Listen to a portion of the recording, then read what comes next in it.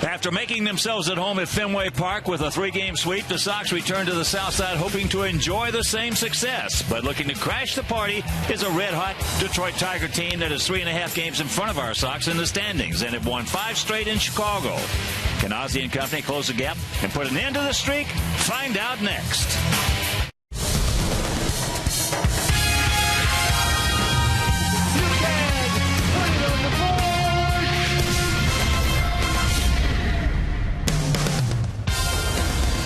From the city beautiful Chicago, Illinois, Comcast Sportsnet presents White Sox baseball. It's A.J. Pierzynski, Adam Dunn, Alexi Ramirez, and the Sox as they get set to butt heads with Miguel Cabrera and the Detroit Tigers. Hi, everybody, and welcome. With Steve Stone, I'm Ken Harrelson. As we get set to bring you the first of this 3-game set and the first of this 10-game homestand. We'll have 3 with Detroit, 3 with Seattle, and 4 with Oakland. So the Sox coming off that the toughest trip of the year. The 10-gamer, we came home 5-5, and we consider that to be a good trip. But tonight, trying to continue on with Mark Burley. Mark Burley's always thrown well against the Tigers. He's 16-9 lifetime. His ERA just a bit over 3. Sox have lost 9 in a row to these Tigers, so it's time to turn that around. And on Andy Oliver going to the mound for the Tigers. Oliver, a youngster, a hard-throwing left-hander. Last time out against Boston, he went 5 innings. He gave up 3 runs. He threw the ball okay. This is a guy that has a tendency to depend on his fastball. He said he's going to throw more changeups tonight. Has a hard time getting the ball over the plate at times, and we'll see tonight if that's one of those times. All right, sit back, relax, and strap it down. White Sox baseball coming your way.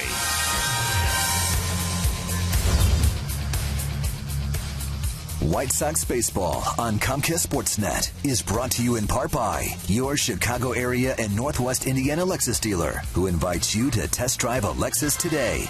Blue Cross and Blue Shield of Illinois. 75 years being right here in Illinois means no one's closer to your wellness. Experience wellness everywhere. Subway. Every day at Subway. Choose from many delicious regular footlong subs for just $5. Subway. Eat fresh. Honda. Visit your local Honda dealer today or go to shophonda.com and find great values on a new Honda.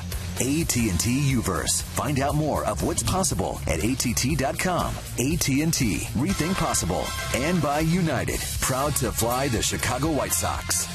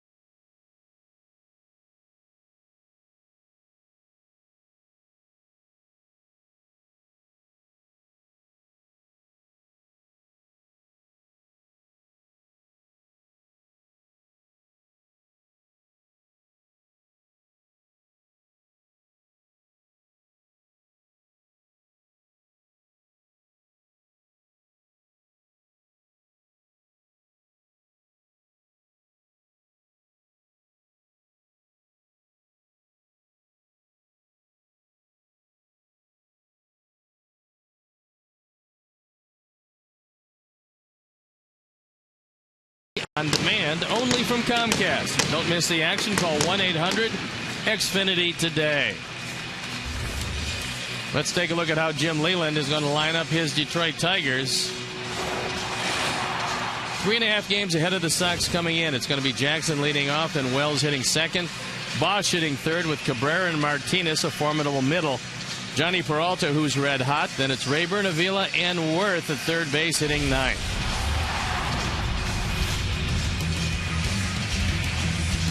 The defense, as we line up, it's Pierre, Rios, and Lillibridge left to right with Morel, Ramirez, Beckham, and Dunn. A.J. Przinsky behind the plate. And the Lexus Pursuing Perfection starting pitcher is going to be Mark Burley. Burley this year looking for his 5th win, the ERA below 4. Lifetime against these Tigers, he's 16-9, so he's thrown very well against them. His ERA just a touch over 3. He'll work quickly, he'll throw strikes, and he'll put the pressure on what normally is a lineup that's very aggressive for these Tigers. Let's take a look and see what the White Sox have done since May 7th. You can see the batting average, 2nd, runs 4th, doubles 1st, on base percentage 2nd, and slugging percentage 4th. That's the reason why they're 16-9. And only 9 road games left in the month of June. So we're ready to play baseball on a beautiful night in Chicago. I'm ready to turn over to my play-by-play partner, Huck Harrelson. All right, Stone Pony, thank you. And once again, good evening, everyone, and welcome to White Sox baseball right here on Comcast Sportsnet. As Austin Jackson gets set to look at the first pitch of the ball game, and it's outside. Jackson, 24-year-old center fielder, comes in hitting at .224.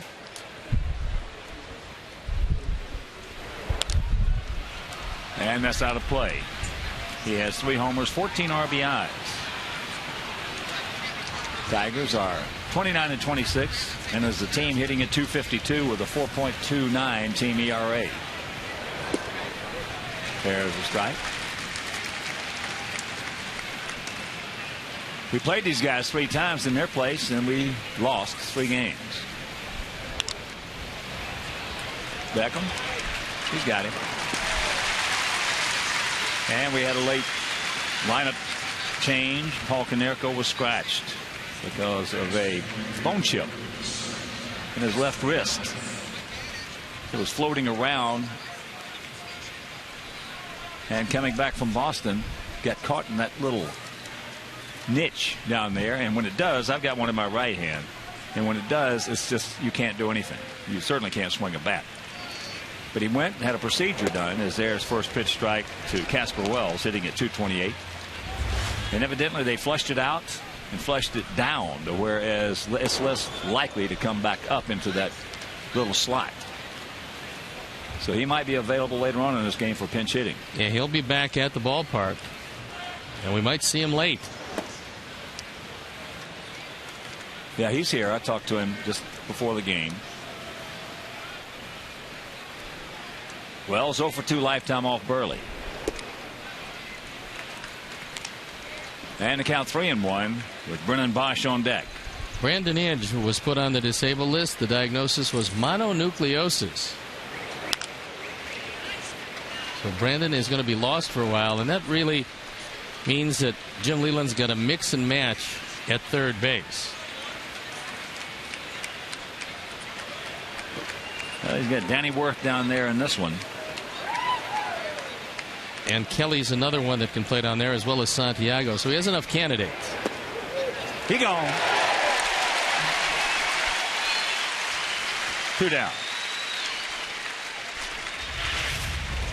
We'll take a look where that one appears in our Dodge pitch tracks. It had the whole plate. Good pitch, good call, and a big second out.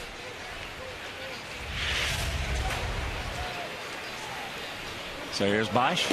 Takes first pitch strike. He comes in hitting at .250, 4 homers and 25 driven in.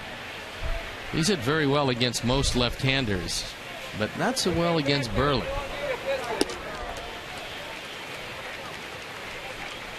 Bosch 1 for 8 lifetime off mark. Outfield for the most part straight out. Bit of a gap in left center. Good pitch. Ate him up. chopped over the Tiger dugout. A beautiful evening here in the beautiful city. Finally.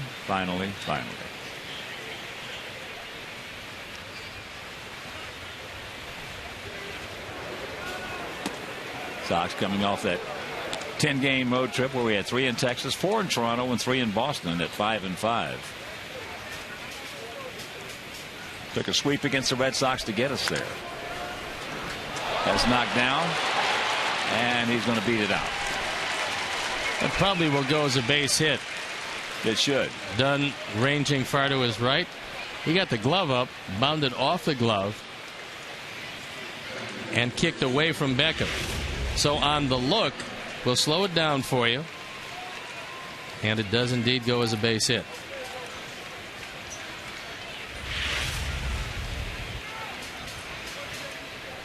So here's Cabrera hitting at .311, 11 homers and 40 knocked in.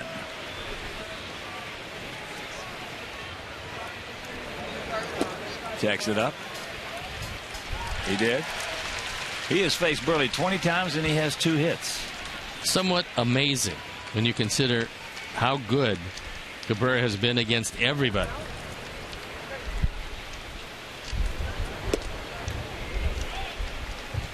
Well, coming into the season, he's been in baseball, in the big leagues, I should say, 7.5 years. And the numbers he has put up, he's just 28 years old. The numbers he has put up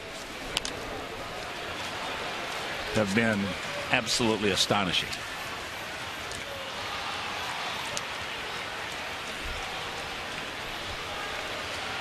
He's going to get his 1,000th RBI this season. That's surprising. I saw him come up with Florida. I saw him play right field in the playoffs, a position he had never played before until the playoffs. He came up hitting, and he has just never stopped.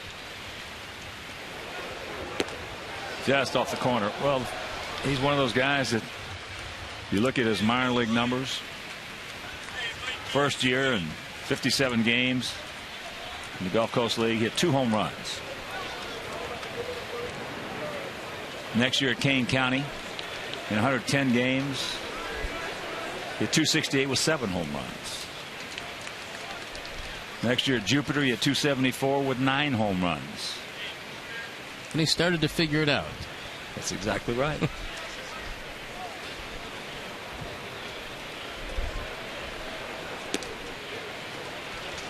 And the count goes full with Victor Martinez on deck. In his first full year in 04 with the Marlins, he had 33 home runs. Next year 33, next year 26, next year 34. Pretty good pitch. Burley wanted it, started to walk off the mound, didn't get it.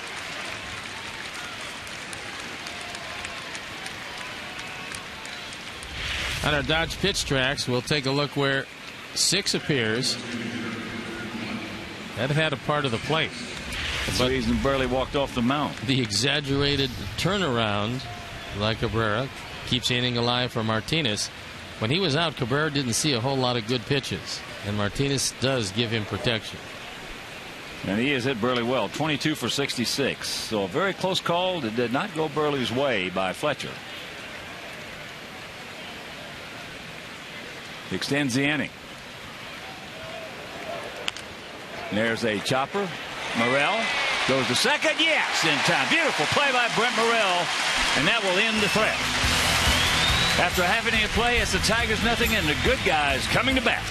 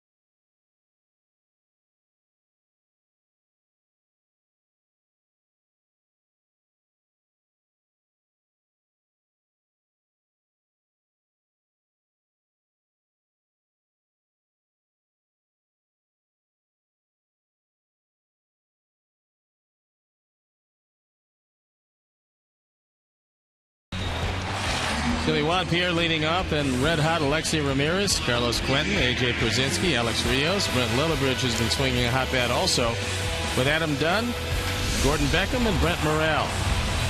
And the Suzuki defense, and on the lineup behind Oliver, Bosch, Jackson, and Wells left to right, with Worth, Peralta, Rayburn, and Cabrera. Alex Avila behind the plate. And the Lexus Pursuing Perfection starting pitcher is Andy Oliver. That's the numbers Sunday as he went against Boston, got a no decision. Left-handers didn't do much with him. And he's a hard-throwing youngster with a slider who Rick Knapp, the pitching coach, would like to see throw a few more change-ups than he threw the first time out. And before we show you our picks to click, you at home select yours, as Juan Pierre will lead it off.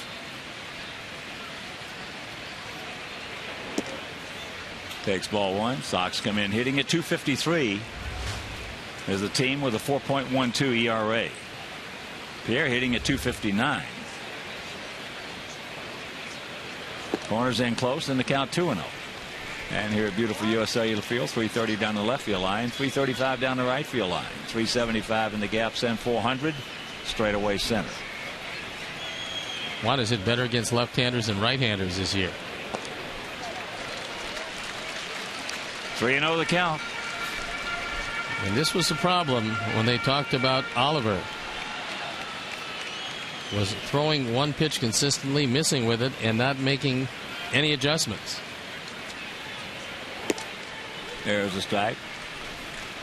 Oliver's 6'3", 210 out of Vermillion, Ohio.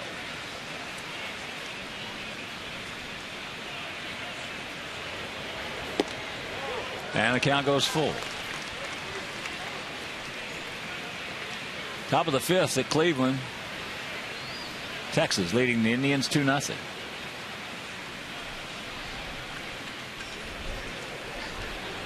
And that's ball four. They hit him. So hit by pitch.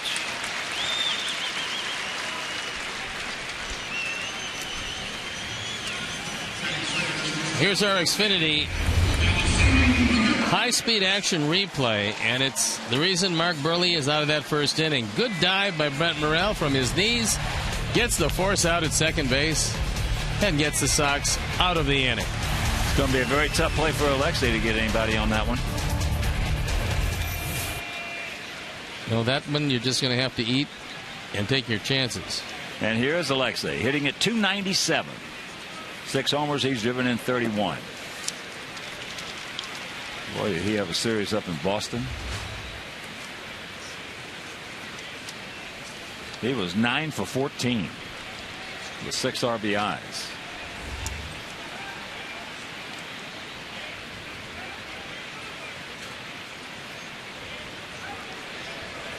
Outfield spread out. Bit of a gap in left center.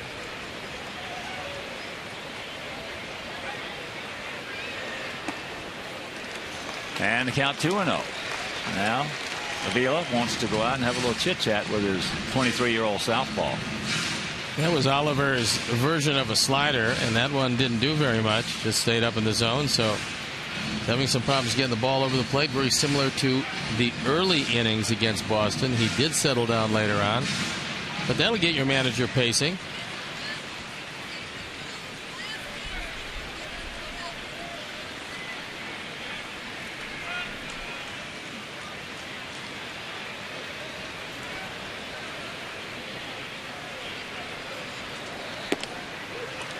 And there it was right there, that at 94.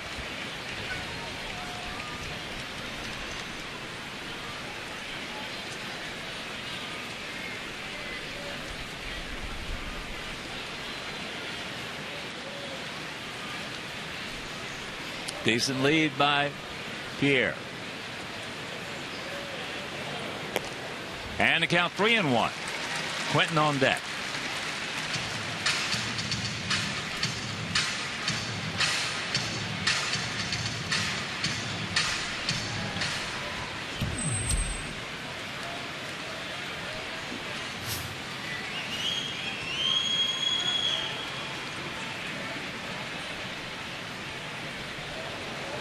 And that's ball 4. So the first 2 men aboard, a hit by a pitch and a walk. So let's check out our picks to click. Jim Angio, our director and the crew. Well, they went with Quentin. Stone Pony's going with Gordon Beckham. And my good buddy down in Elkhart, Indiana, George Thomas. George Thomas and I are going to go with Brent Morrell, who's already made a terrific play.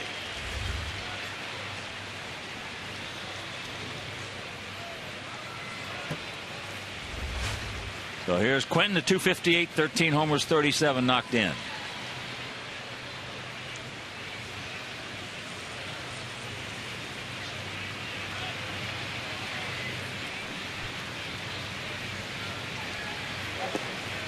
Takes a breaking ball, no.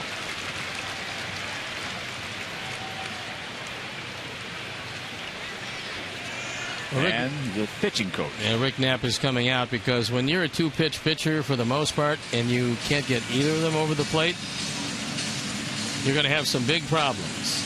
And rather than let this one get away in the first inning, Knapp comes out, has a talk with him. Normally when that happens, hitter just looks fastball on the next pitch.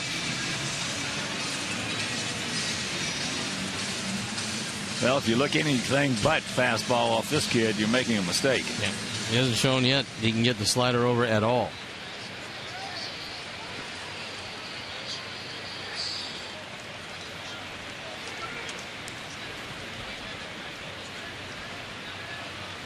So 2 on, nobody out, no score here in the bottom of the first if you're just tuning in.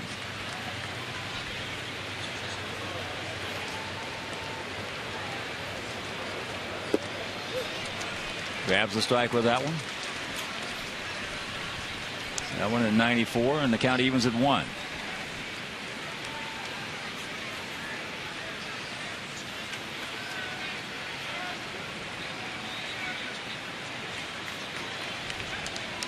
Big pitch right here, the 1-1.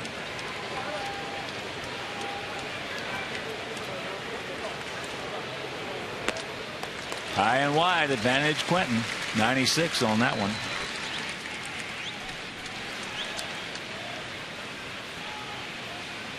Danny Worth is a pretty good defender at third base.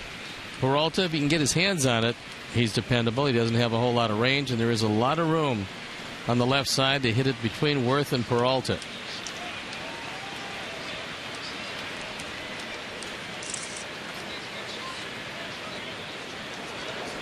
Three and 1. This is where you got a zone here.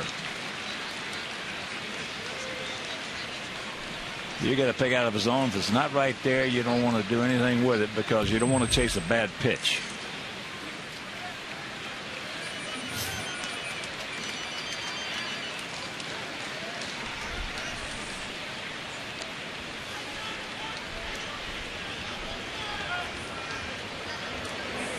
And that's ball 4. That will load him up.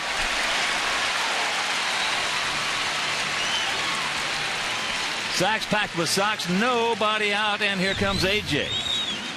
And when the lineup was originally changed, A.J. was moved up into the 4 spot. So he's got a chance to put a hurting on the youngster early in the ball game. A.J. hitting at 272, a couple of homers, 18 knocked in.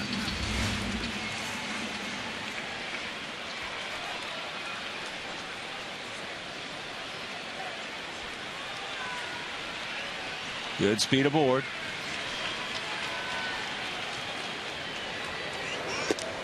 And that's off the corner.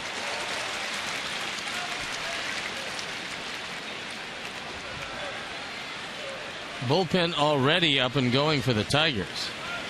That didn't take long.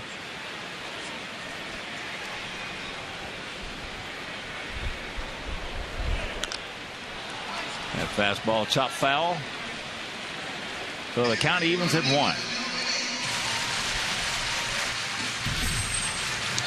Furbush throwing in the bullpen. And that young man's got very good stuff. Put it out of here.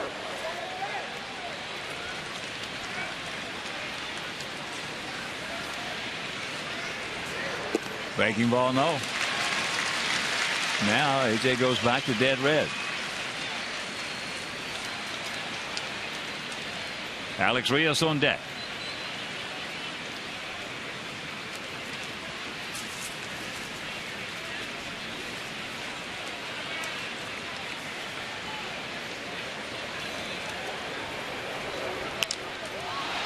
Gets jammed, pops it up.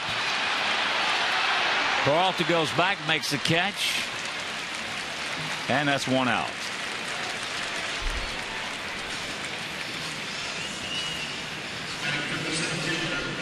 Even with the infield in, this ball not hit quite far enough. As AJ takes a high fastball in the inner portion, probably the best location that Oliver has had this inning. And nobody moves on the base paths. So here's Rios. Alex at 201, 4 homers, 13 knocked in. We got to get this big man going. Him and both had him done. Takes that pitch down low. The last pitch was an example of a borderline pitch that when you're all over the place, you're not going to get. If you're throwing strikes consistently and you're throwing in the same spot, you probably will get it.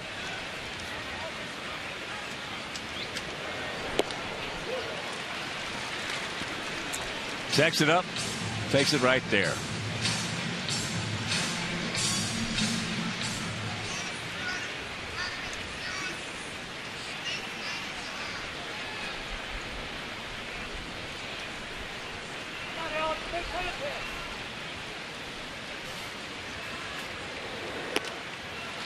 Not even close. Well, that was his version of a changeup. And no mechanics so far.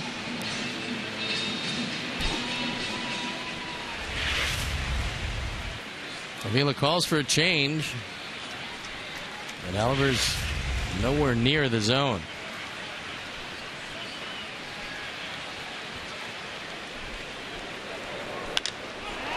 And the shit, look at this. Whoa, what a break we get right there. Boy, that was wow, an unbelievable play. All you got to do is come home and go to first. You got a double play. You can go to second and go to first. You got a double play. And instead, he basically concedes the run. Well, he does concede the run. There's a huge break. One hopper right back to Oliver. He's looking right at second base. A perfect double play ball. And we get a run out of it. And the inning still continues for Lillibridge, who's hitting at 308, 6 homers, and 11 knocked in. Come on, Brent, make him pay even more. RBI number 14. And a gift wrapped one, indeed, for Alex Rios.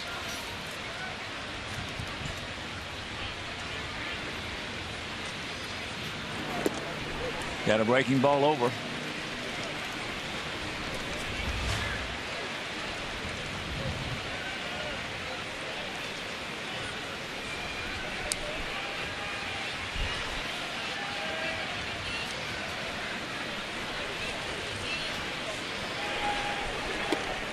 And the count 0-2. Another one.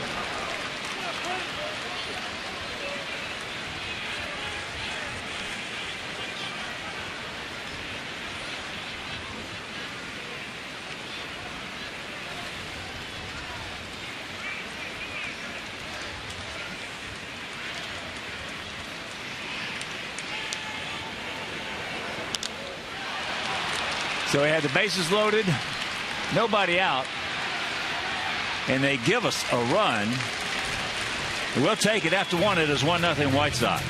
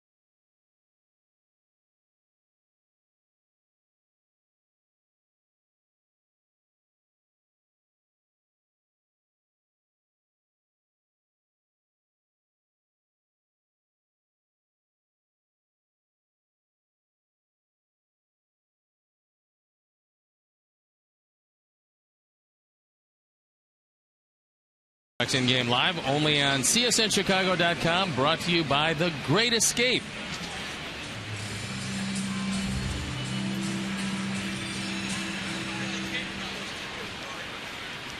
So here's Peralta.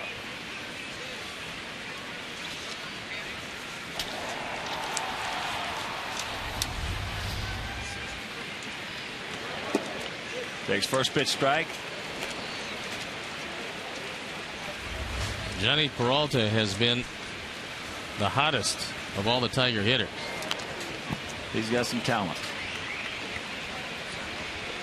Hit .348 his last 31 games.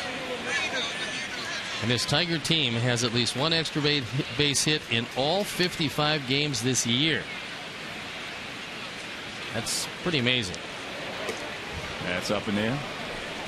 When you consider that it hadn't been done since 1919, it's a pretty good accomplishment.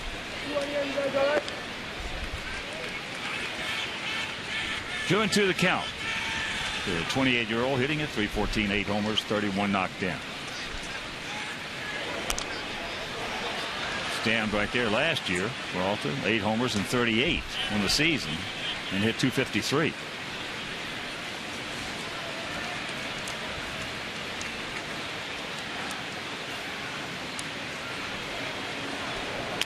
Broken bat, base hit.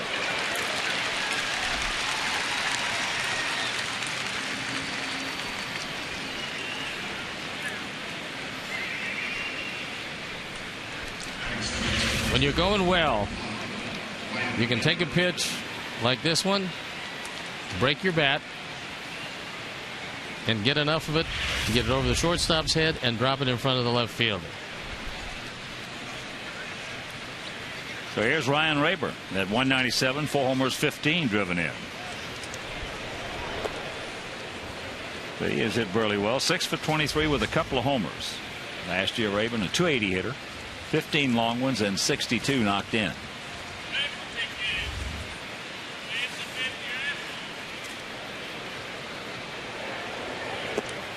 Could not check it up, 1-1.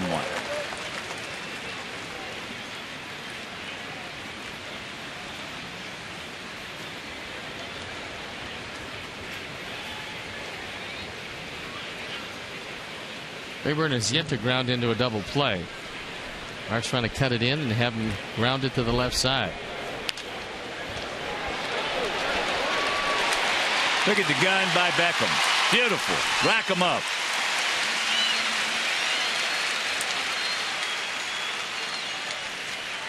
That's the first double play he's grounded into, as he does indeed hit it to the left side. That was the changeup. And good play on both ends. Gordon just standing on the bag, fires it across to Adam Dunn. And they got Rayburn by a good 2 steps.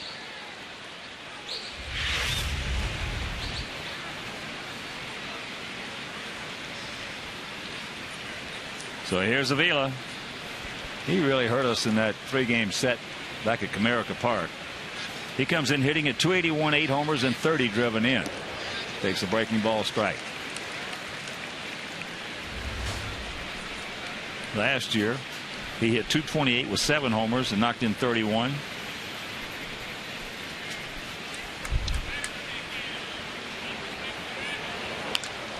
And that's into left field. Good pitch by Burley.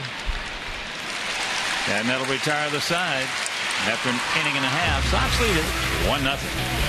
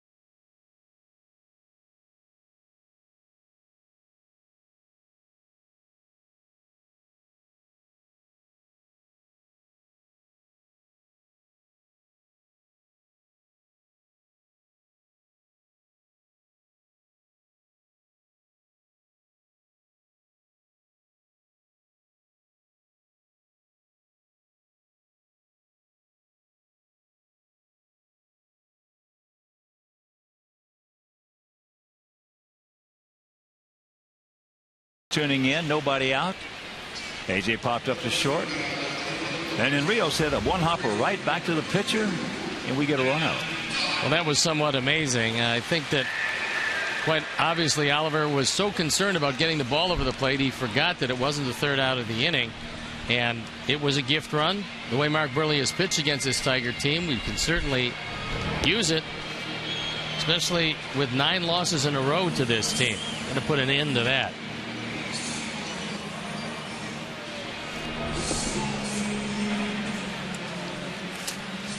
And a reminder, Sox fans, on Tuesday, June 21st at 7:10, your White Sox take on the Cubs. Tuesday, June 21st is presented by Walgreens.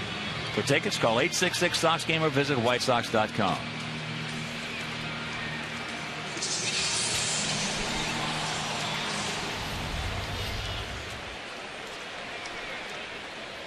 Adam Dunn, Gordon Beckham, and Brent Morrell here in the second.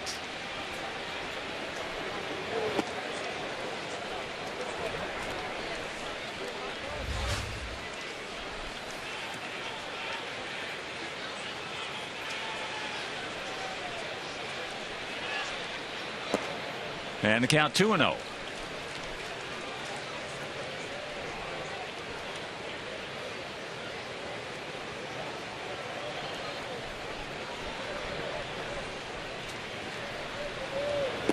There's a strike.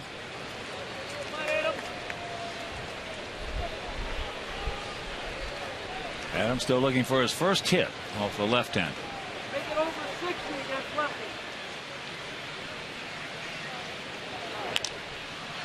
And that's popped up. Danny Worth a long way to go. He gets there. And that's out number 1.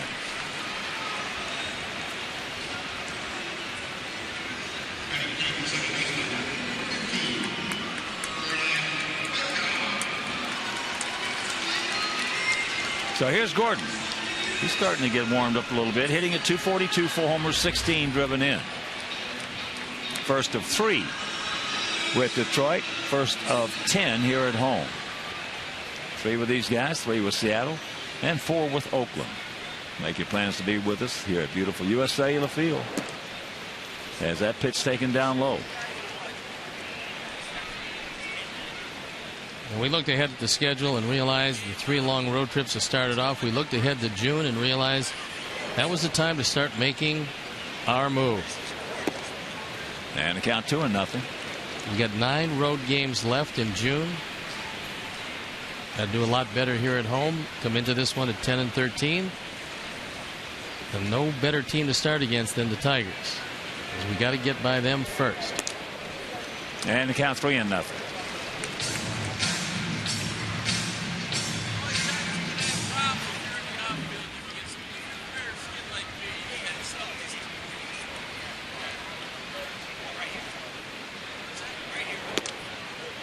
There's one. Gordon's been hitting the ball with authority to right and right center field. And it looks like, if anything, Oliver's going to try to keep it away. Count goes full.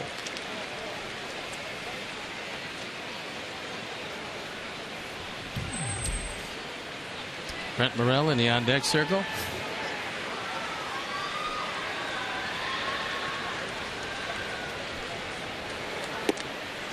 Came back from the 3-0 to get him. Let's compare the home and the road, and you'll see very few teams are better on the road than at home, but the batting average substantially better, runs per game a touch better, home runs the same. The ERA much better here than on the road, largely due to a lot of real cold nights in Chicago. This not being one of them, however. Here's Brent. Takes it right there.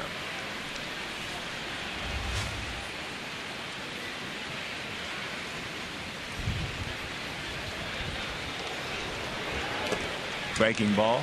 And very quickly, 0-2.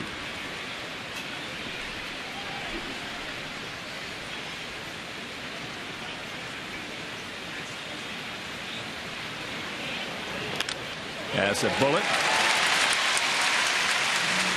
So you can cancel a post-game show. That's our first hit.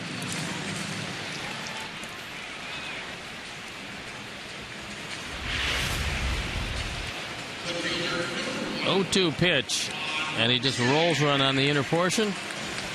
Brent Morrell takes it right back up the middle. No chance at all for Peralta. So here's one. He was hit by a 3-2 pitch.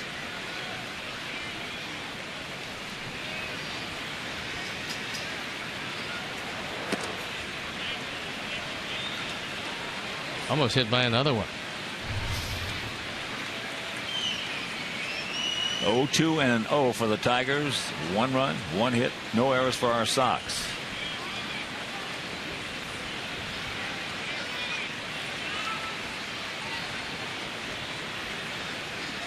Worth at the cut of the grass at third. And the count 2-0.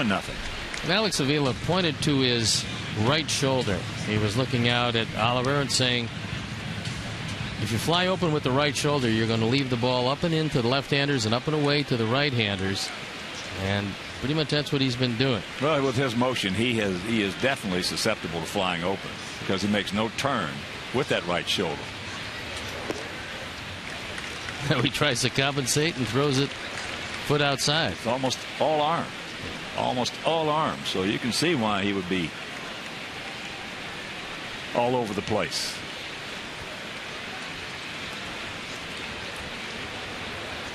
The 3-0 pitch.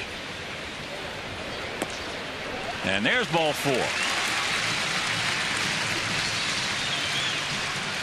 So the third walk. And that'll bring up Alexei, who walked last inning. Oliver is going to deliver pitch number 45. More Maylocks. And Jim Leland knows that he's probably going to have to go to that bullpen a little earlier than he would like. Although he does have his horse going to the mound tomorrow, and usually that's not a big bullpen day when Justin Verlander pitches.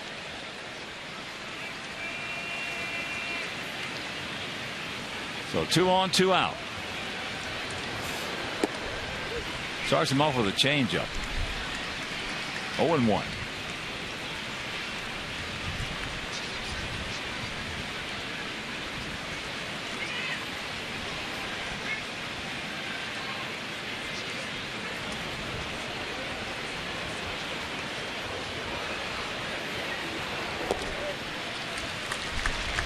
A ball, a strike, and a big pitch to 1-1 coming up. Indians scored a run in the bottom of the 6th. They trail Texas 2-1.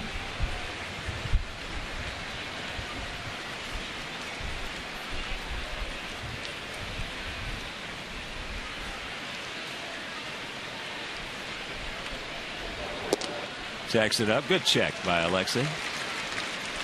Advantage Ramirez. Bottom of the 2nd, St. Louis 3-0 Cardinals over the Cubs.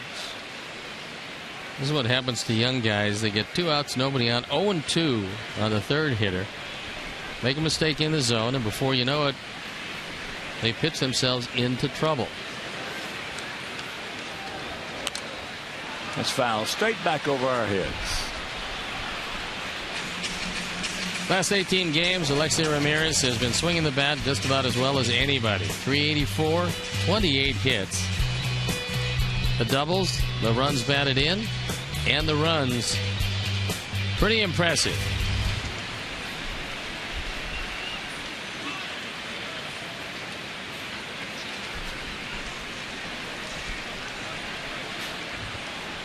The 2-2 pitch. And there's a little looper caught by Peralta, and that'll retire the threat. So we can't do anything. We'll go to the third, leading 1-0.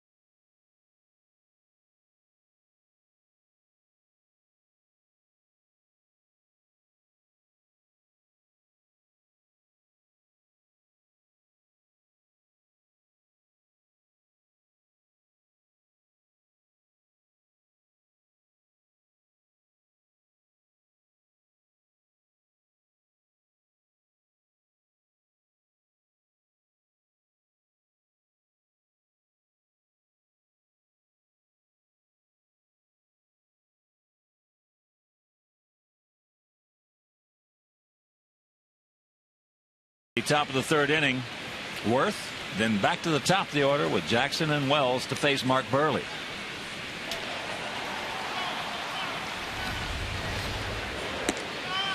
Takes up high, ball one. Worth 2 for 6 since being called up.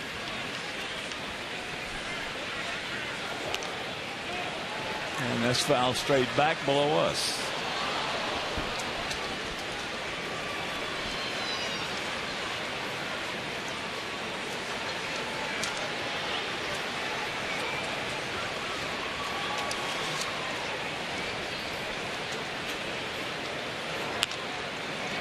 Look at the pick by Brent. The peg. Yes. Beautiful play by Morrell. Mercy.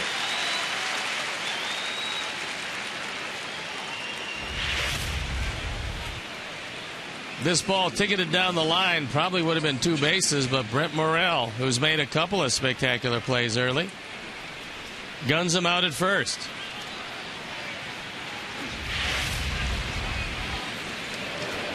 Jackson takes ball one. He grounded out to Beckham. Boy, what a nice play by Morrell. And that's out of play right side.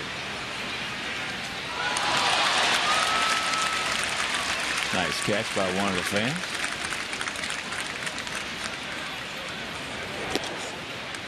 Just off the corner.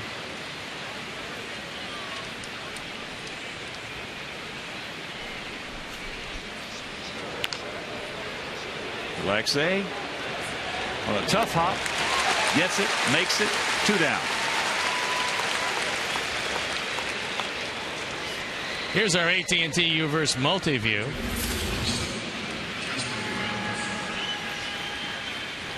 Give you an idea about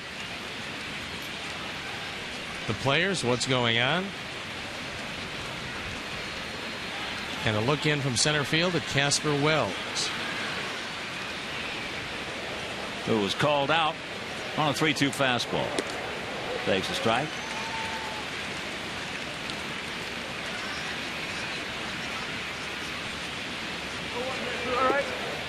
And the count evens at 1.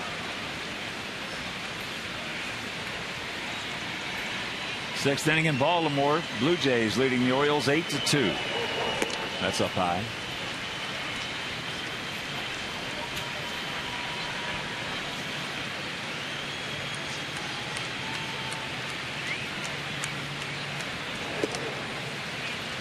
And the count 3-1. Bosch on deck. Change up strike.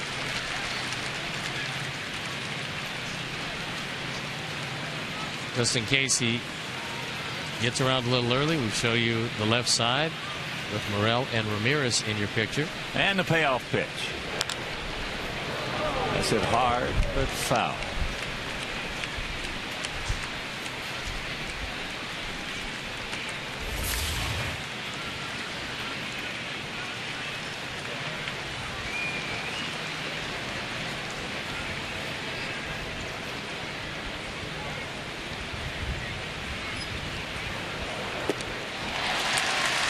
He gone.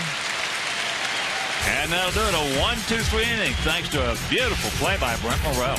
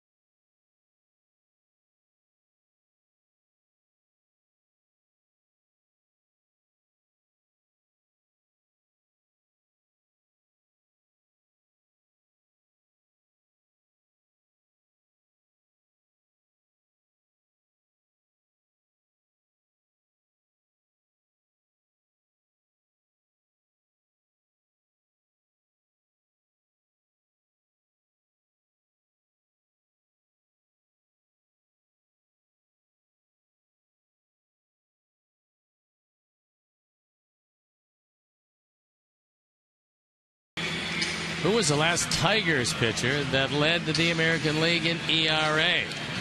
Think about that for a bit. We'll get back to you a little later in the game with the answer.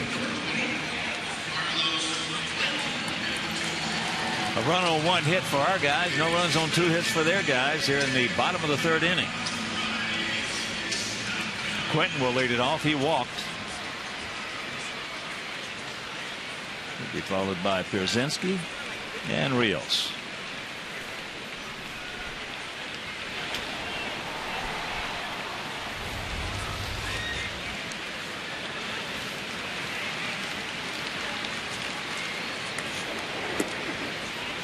Starts him off with a changeup. And the count 1-0.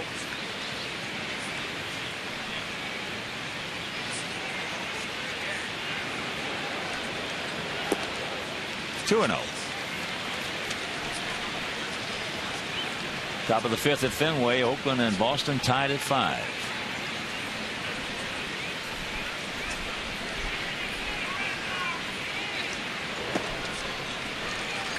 Three and 0 the count. He's had a few of those tonight already.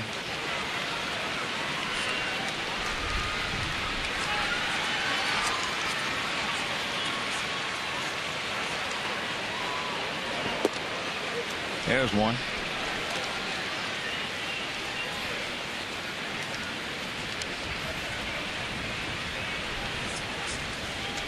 Oliver about ready to deliver his 54th pitch in just 2+ innings.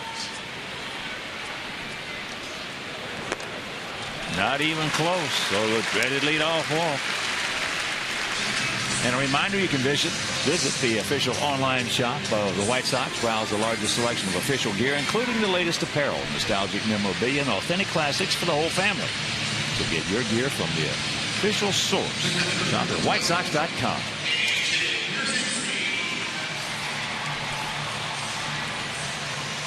Here's AJ. He popped up with the bases loaded to short.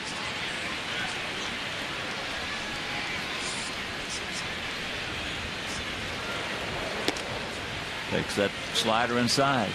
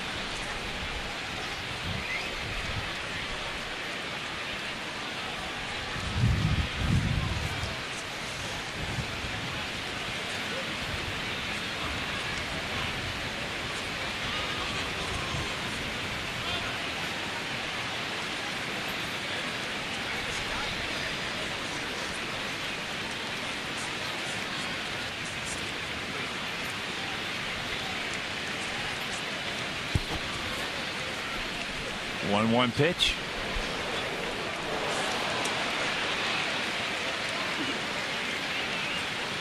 That slider was way out of the zone.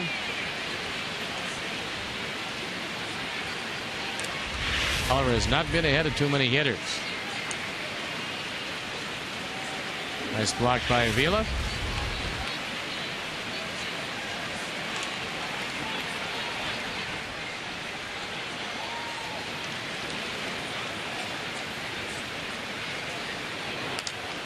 That ball hit hard into left field. He's not going to get there. That's a fair ball. So Quentin now is going to be held at third on the double by Pierzynski. Sox ducks on the pond. Nobody out here in the bottom of the 3rd.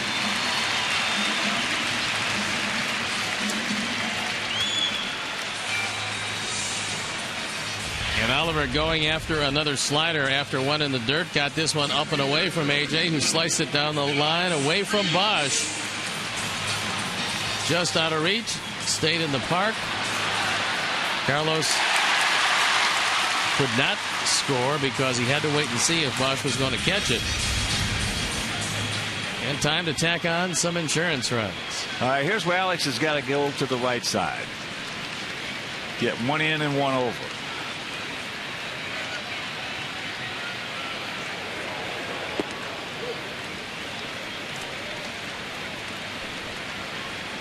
Take a first ball fastball at most of the plate. First time up, had the bases loaded, a perfect double play ball back to Oliver, who went to first base. And that is the run that we have up on the board, a gift run.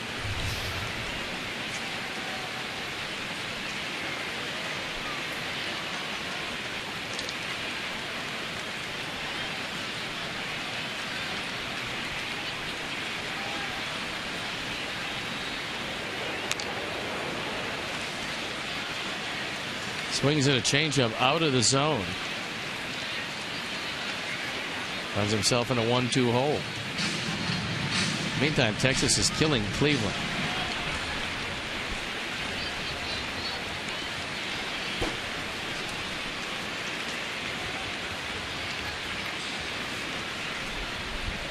Outfield straight up for the most part, about equidistant. And that's popped up.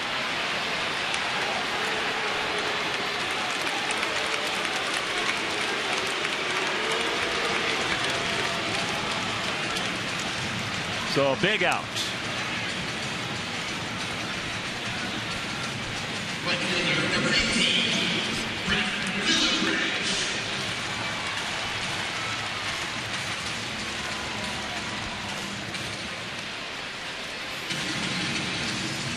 So here's Lillibridge. He popped up to Peralta in short left field.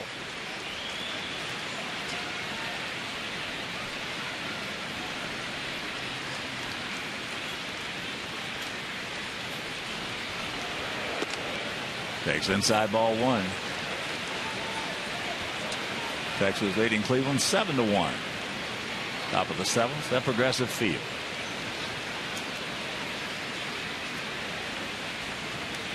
Outfield around to the right. Nice gap out there in left center for Lillibridge. And the count 2-0 with Adam Dunn on deck.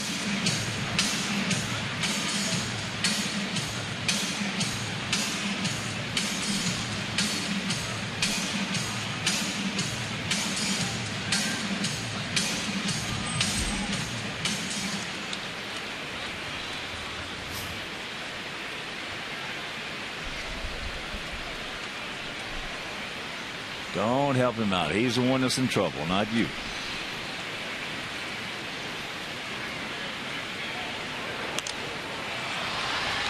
He's tardy on that. Flips it over the Tiger dugout.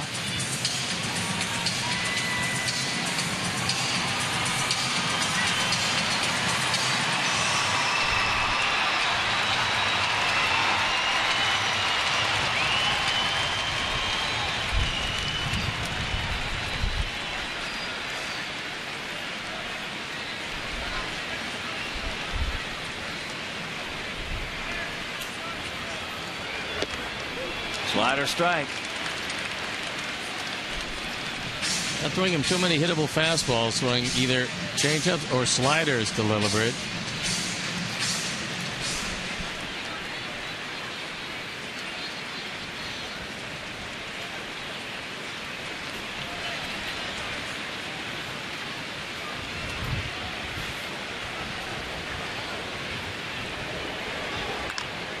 And that's hammered foul.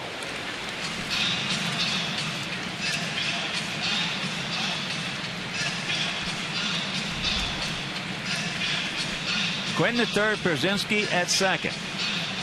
2-2 the count with one down here in the bottom of the third.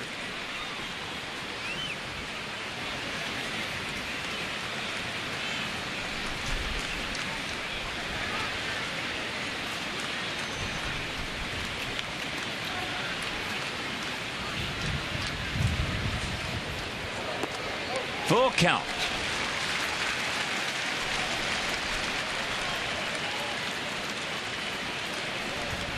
This is where Brent can't outthink himself. He knows he's been swinging the bat well. The Tigers know he's been swinging the bat well. Adam Dunn on deck. They know that he has not had a hit. The only thing is, you don't want to load him up because of his wildness.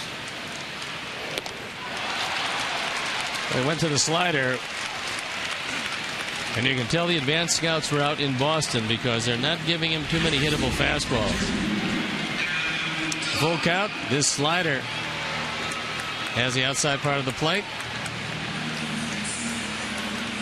And he takes him down. So here is Adam. He popped up and foul ground to Danny Worth, the third baseman, who had a long way to come for it. Yeah, the rocket hit right to Cabrera, so we got men on second and third, nobody out. Rios, Lillibridge, and Dunn coming up and can't do anything with it.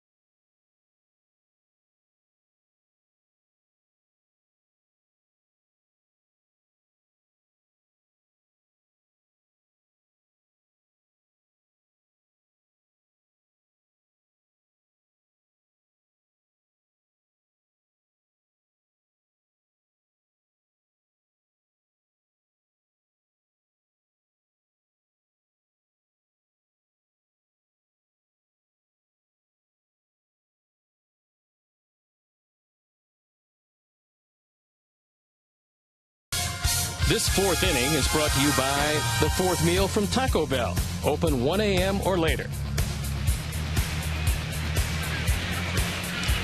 Top of the fourth inning, 1-0 Sox.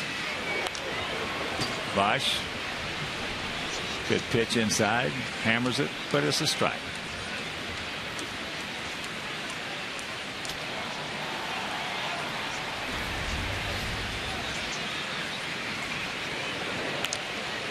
And that's popped up. AJ coming back. And it's going to be in the first row. Somebody's beer.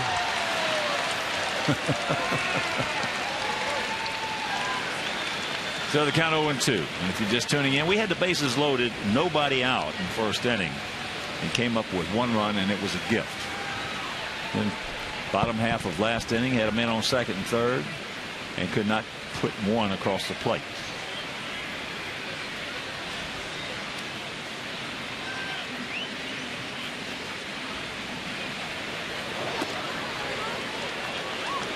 One and 2. So Mark, looks like that might be your run, buddy.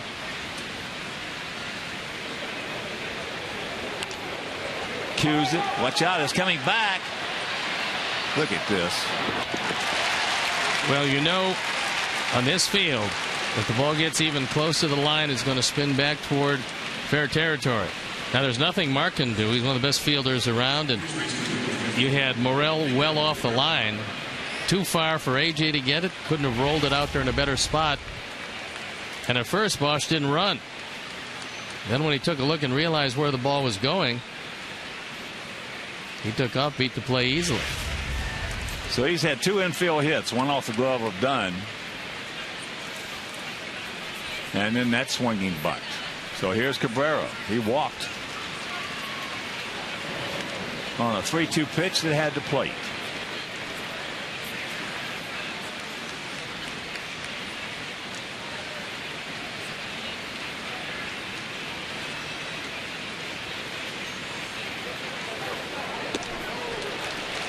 Big hack. It'll change.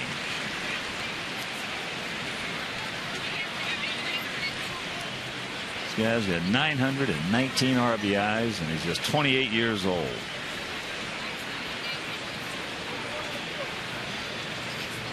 There he goes.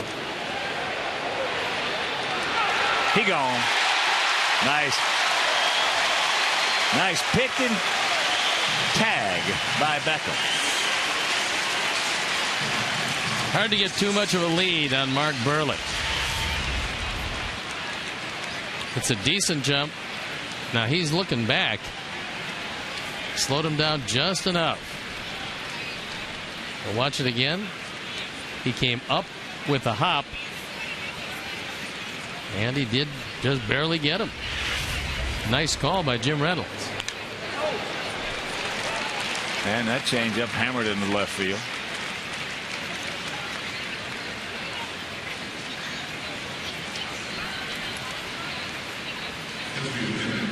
So 1 out, 1 on, and that'll bring up Martinez.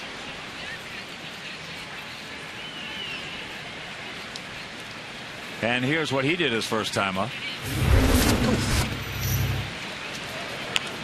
This is the first of 2 very good plays by Brent Morrell. Force out to end the inning.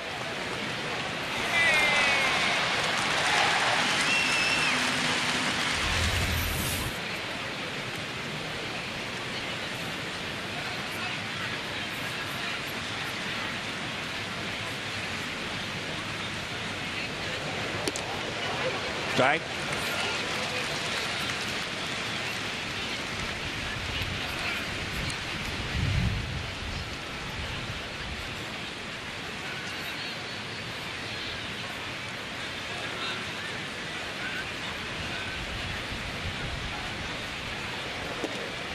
And another one. 0-2. This is a pretty good 4th, 5th, and 6th place trio here.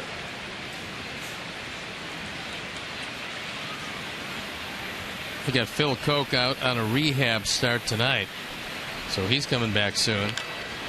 Get foul. Get foul. It will.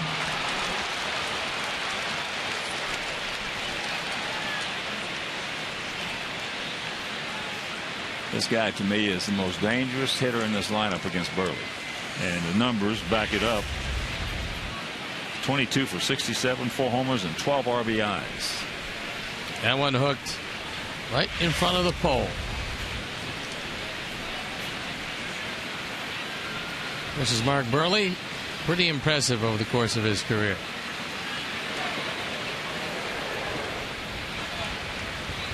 A.J. kept it in front of him. And the count 1-2.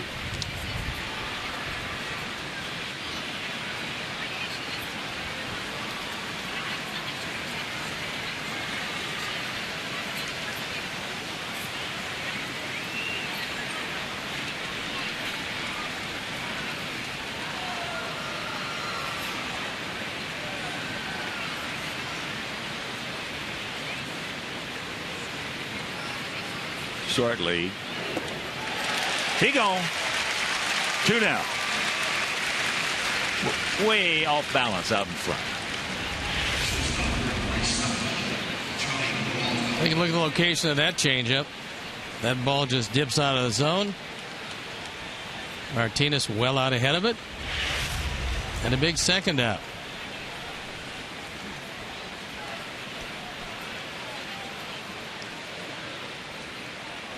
Here's Peralta. He had a little broken bat flare into left field for a base hit.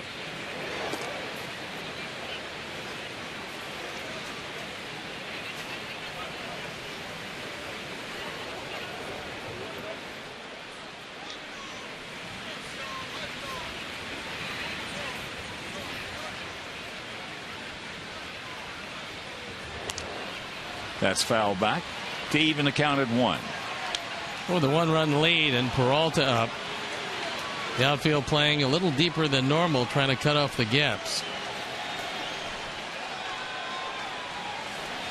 Cabrera does not have particularly good speed. There's a look at young Andy Oliver.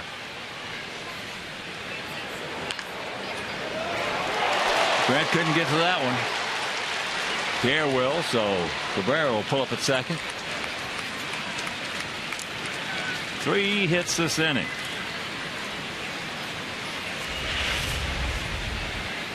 Peralta just hooks the ball down the line. And the first one that Morel couldn't get to. Makes the effort. Ball gets by him. And that'll bring up Rayburn, who went into a 6-4-3 double play.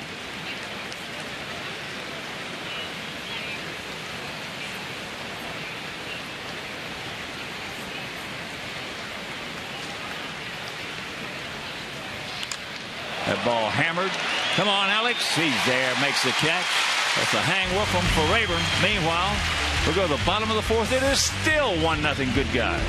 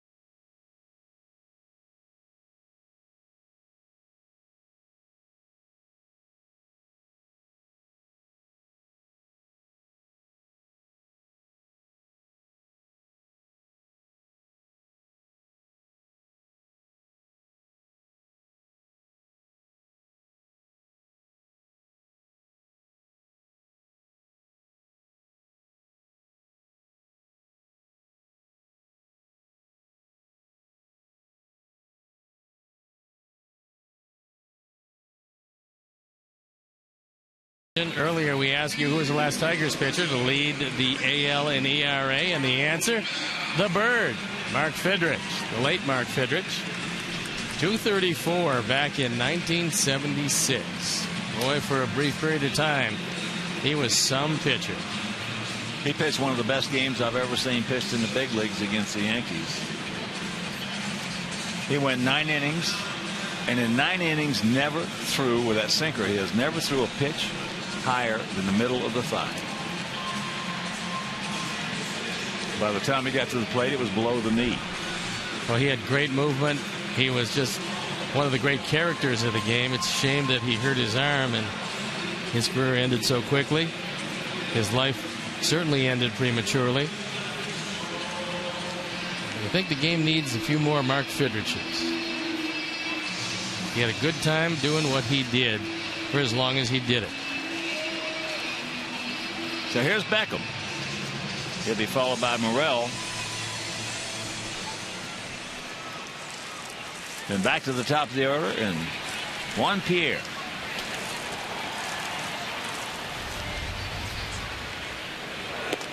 First pitch, fastball, strike. Minnesota leading Kansas City 3-0. Mid-4th in that game.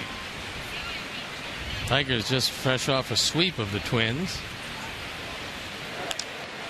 That ball hit hard into left field. I mean, right field, excuse me. Right in front of the track. Goes Casper.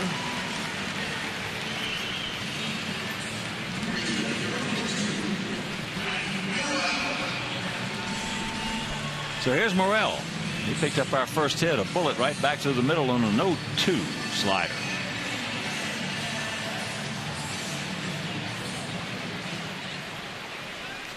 Texas now leading Cleveland 10-1. Top of the 8th in Cleveland. There's another shot by Morel. So George Thomas from Elkhart, Indiana, my buddy, his pick to click, 2 for 2, with also a couple of outstanding defensive plays.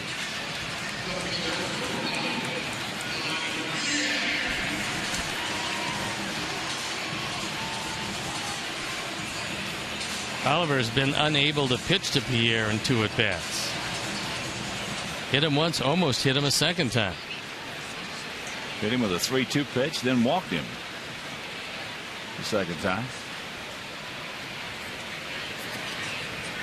Bosch, short and left towards the line. And that slider misses down low.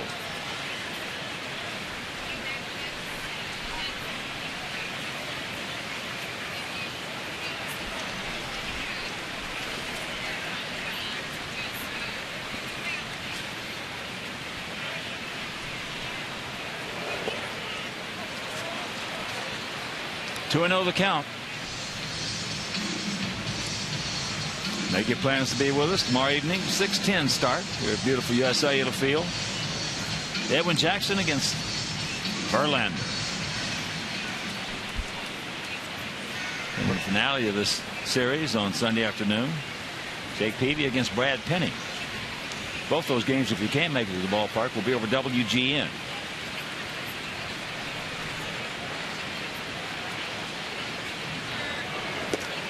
There's a strike and the count 2-1. And there are good seats available the entire homestand. Sox starting to play better baseball.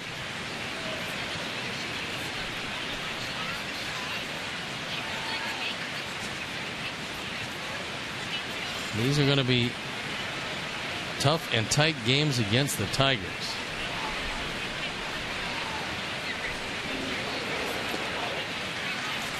There he goes.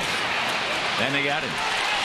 Well, Avila didn't realize that Morel was going. It was kind of a delayed steal. But he finally figured it out and still was able to throw him out. He picks it out of the dirt, guns it down there, and he tags the back foot.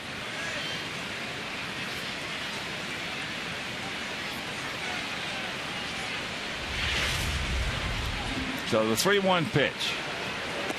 Not even close.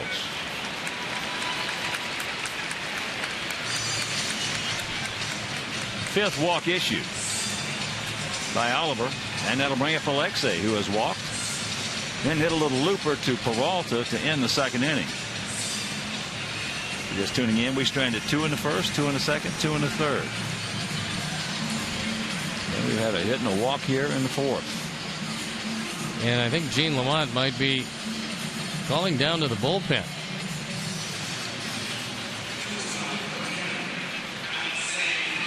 They're starting to stir a bit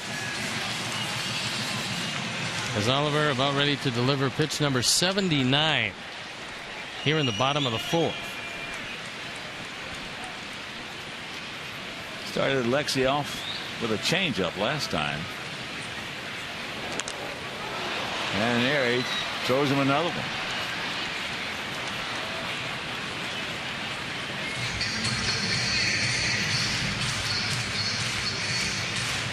Told you the bullpen was up and going, and it's Furbush once again.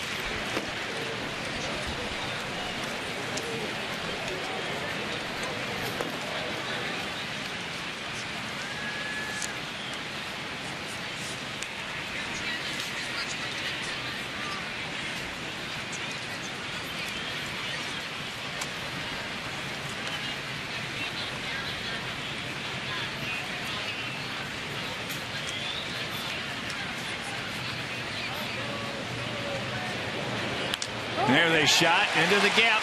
Get through. No, that won't. Cut off by Casper Wells, and Pierre will pull into third. Not going to do too much running on Wells in right field. He's an excellent defender, and he's got a very good arm. While it looked like this ball had a chance to get through, but Wells gets to the ball quickly, gets it back in. But there are runners at the corners.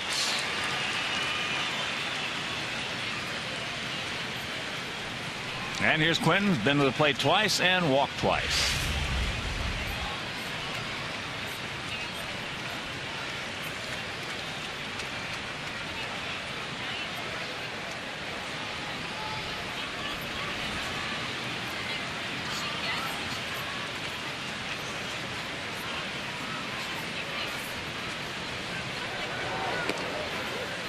Backdoors him with a slider.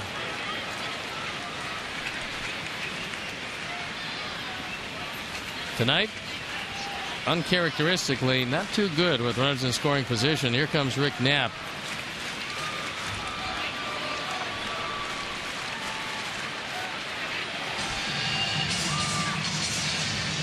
Charlie Furbush certainly has had enough time to get loose.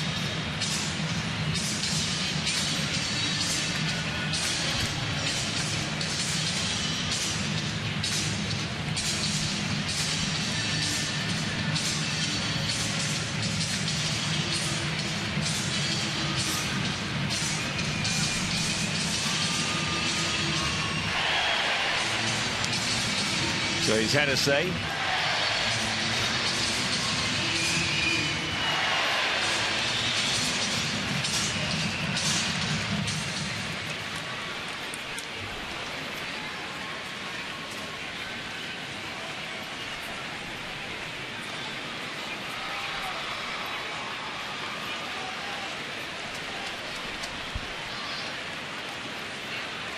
Alexei with a decent lead at first.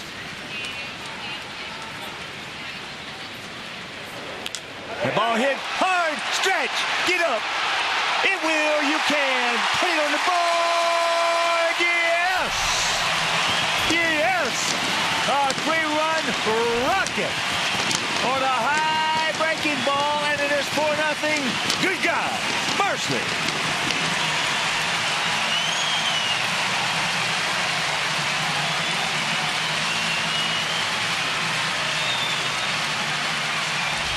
Home run number 14.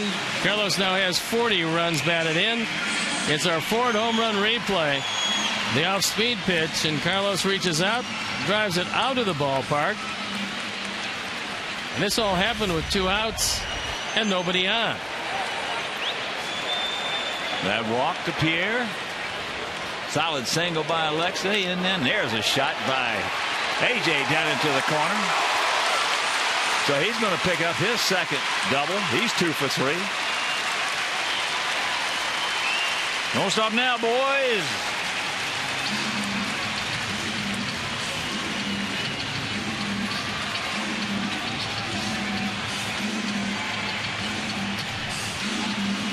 Here comes Jim Leland, and there goes Andy Oliver. Well, it started, as you mentioned, Beckham went deep to right. Then Morrell hit a bullet single. He was caught stealing. The 2-out walk to Pierre. The single by Alexei. The 3-run homer by Quentin. The double by AJ. Oliver departs, and we'll be back.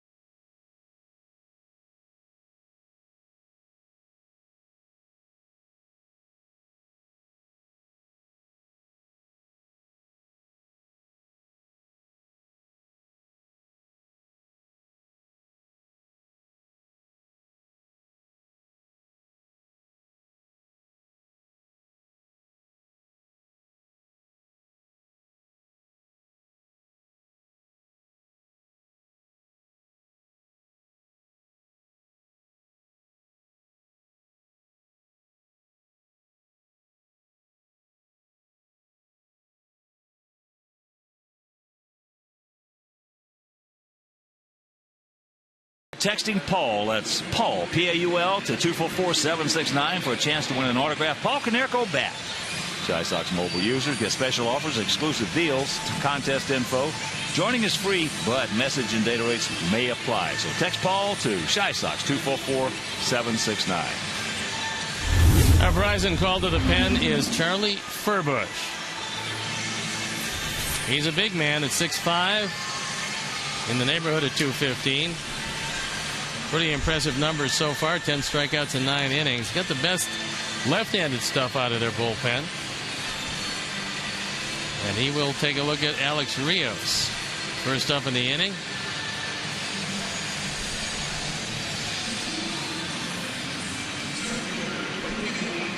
Furbush last year went from A to AAA, and this year finds himself in the big league.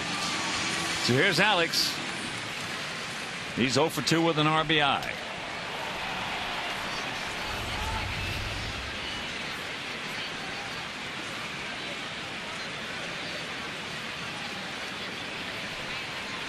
Outfield, straight up, spread out. AJ at second.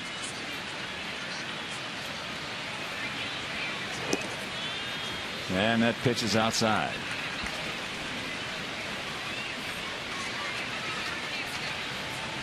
"25 years old, out of South Portland, Maine."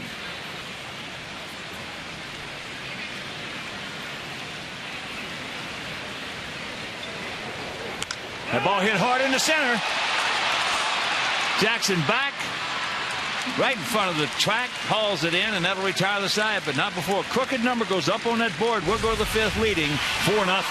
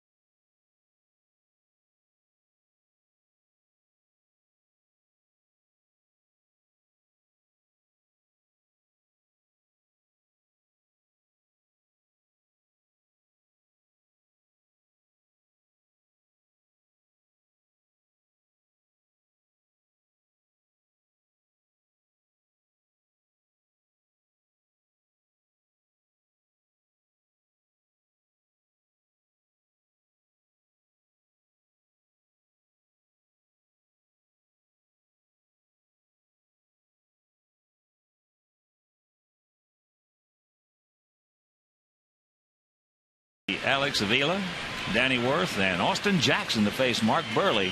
4-6-0 for our Sox. 0-5-0 for their Tigers. Avila went out to Juan Pierre in left field. Takes that high breaking pitch.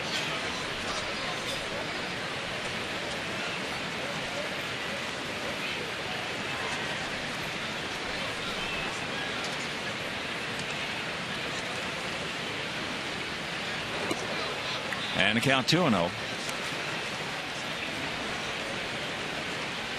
Top of the 9th in Cleveland, 10-1 Texas.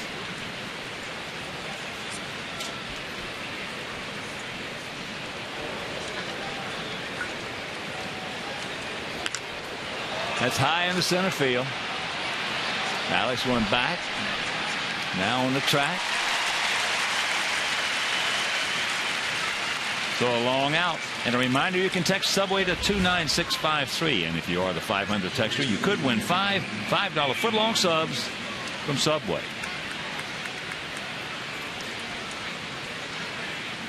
So here's Worth. He was robbed of extra bases on a brilliant play by Brent Morrell at third. He was leading off the third inning.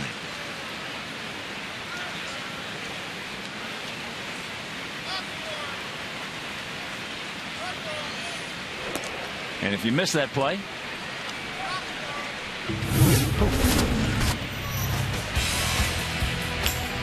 here's the second of two good defensive gems, and he guns him out at first.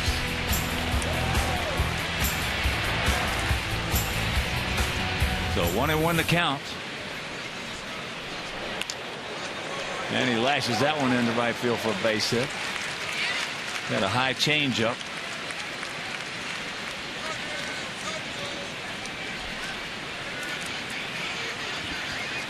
And that'll bring up the top of the order. Austin Jackson, who is grounded to second, and he is grounded to short.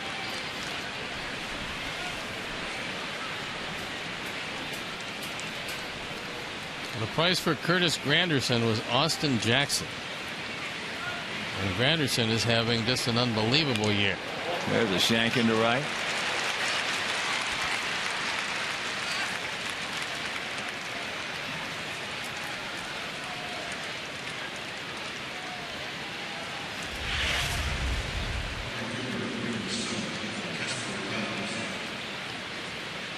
This ball out over the plate, an inside-out swing, and a little looper into right field. As Jackson, who hit .293 last year, way down in average this year. And here's Wells. He has been to the plate twice and struck out twice. Called out on a 3-2 fastball and then swinging at a good changeup. So trouble brewing here in the top of the fifth.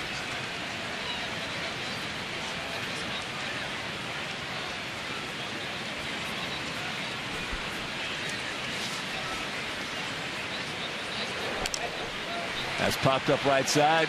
Lillibridge playing very deep. He's not going to be able to get there. Adam Dunn, big man, almost got there. Boy, that would have been some kind of play. The best part of that play was that Lillibridge avoided the collision, which he was sure to lose with Adam Dunn. Dunn looking over to see how much room he has. The ball drifting. Adam just misses it. And then Brent, at the last instant, gets out of his way, which is a very wise course of action.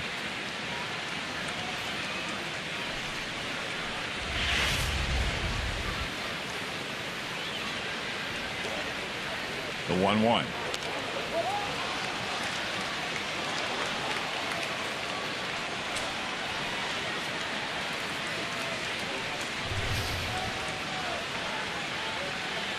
Just getting home, getting in. This is the first of 3 with these Tigers.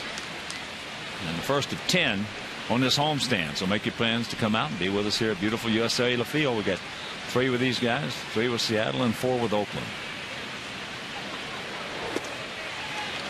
1-2. Check the 2-2. Tiger pen up and going once again. Benoit is normally their setup man. That ball changeup hit hard. And it's a 4-3 ball game. Wells a strong man, and he reached down and just flicked it. That ball got out of here in a hurry. His second home run. He's now driven in 8. And just like that, Tigers draw very close.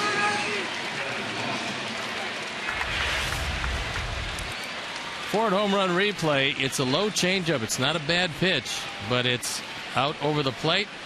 And Casper Wells hits a line drive rocket that finds the seats. So the changeup here in this inning has hurt him. Worth got one and high up out of the plate and ripped it into right. And then the 3-run homer. There's the strike.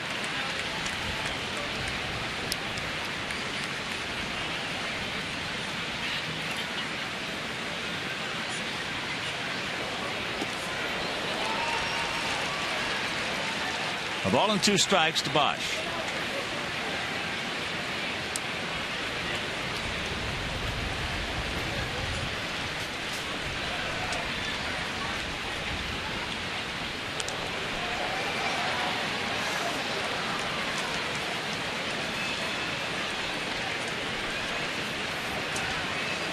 When Bosch came up last year, he swung at everything.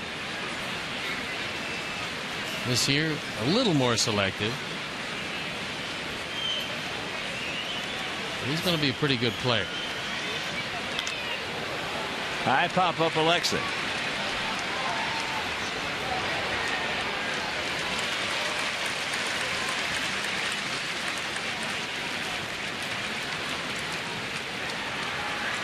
Two down, and that'll bring up Cabrera, who has walked. And then he got a change up and hammered it into left field for a base hit.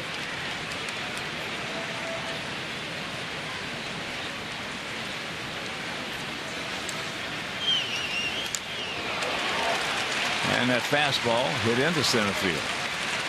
So the fourth hit of the inning.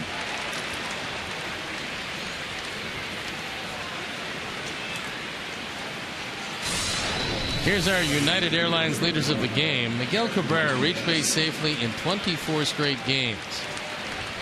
The longest active streak in the AL. Johnny Damon, 28. And the Tigers now have had an extra base hit in all 56 games this season. When you think back that the last time that happened was 1919, that's pretty good. First pitch strike, Victor Martinez, who was 0 for 2. Morel made a good play on him. In the first inning, that was with 2 on.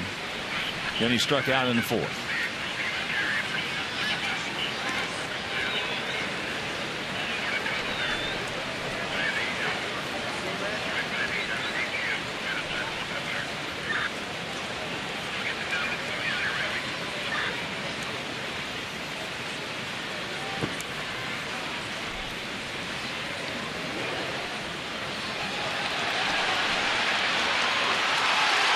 He gone.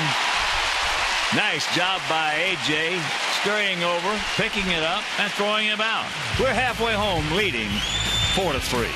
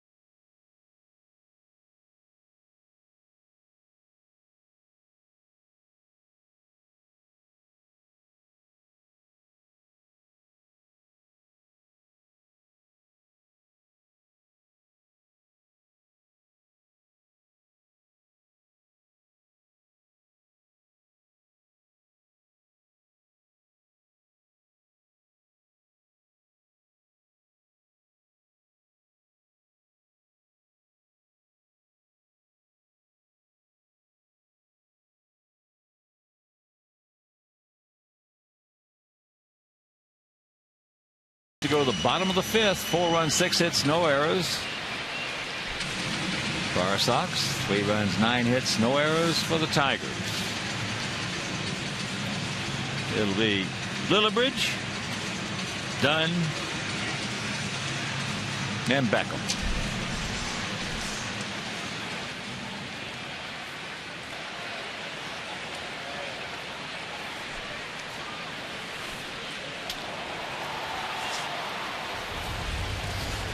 .65 southpaw Charlie Furbush. That ball hit high and deep. Stretch. Stretch. He's at the wall. Looks up. You can put it on the ball. Yes. Jumping all over him. First pitch. And it's a 5-3 Sox lead. Mercer.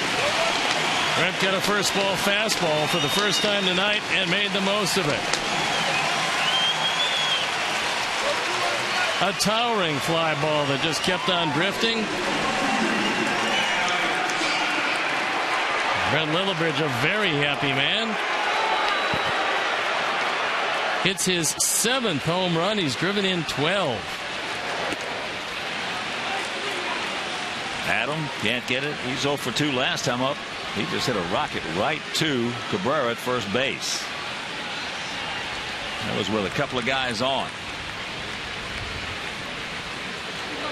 And of course, with those 2 home runs by our Sox, the Alex Nelius family will donate $100 to White Sox charities for every Sox homer hit throughout the course of the season. That is number 57 and 58, so $5,800 donated by Alex Nelius in loving memory of Ursula. Breaking ball, low and away, 2-1.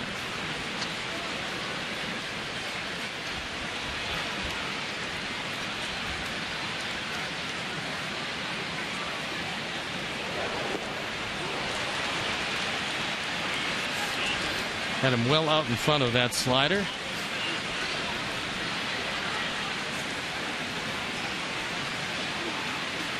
Brent Lillibridge, what a job he's done. That breaking ball. And the count goes full. Well, we talked about in Boston, outside of Paulie and outside of Alexei, Brent has played better than anybody. Boy, he's played well wherever Ozzy's put him. And that's been just about everywhere. And the payoff pitch. There's a broken bat. Furbish doesn't get there. Beats it out. That's his first hit off a left-hander. And he does it with his wheels.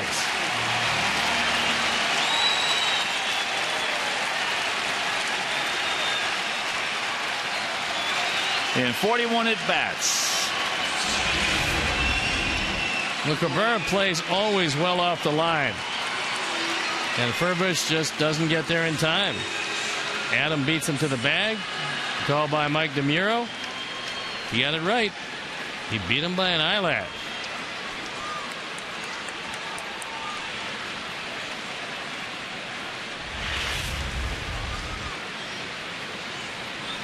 Don't stop now, boys. Here's Beckham. Breaking ball.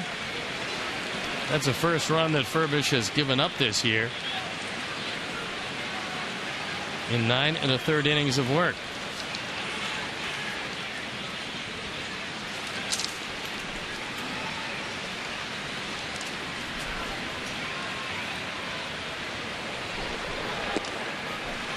And the count 2-0. And a reminder, you can win tickets to see the Sox take on the Cubs and win the chance to deliver the starting lineup card during the Sox Cubs series at U.S. Cellular Field June 20th, 21st, and 22nd. Look in your June 5th and June 19th Sunday Chicago Tribune for more details.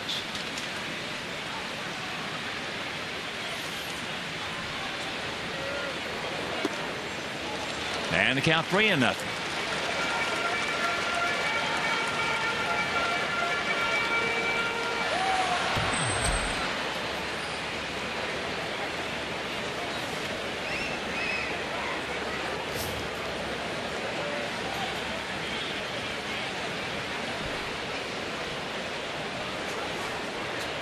There's one.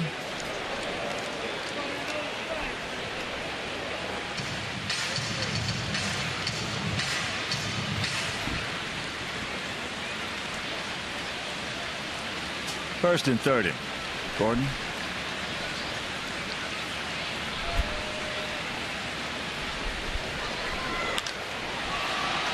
That's high, going foul. As Wells will run out of room. So a souvenir right side.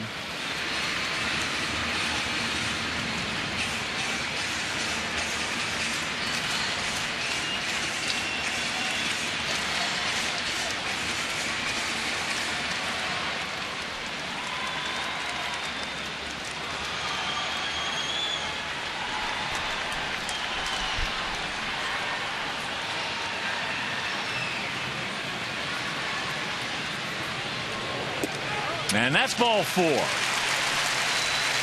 So after the home run by Lillibridge, the infield single by Dunn, the walk to Beckham, and here comes Morrell, who is 2 for 2 with 2 bullets.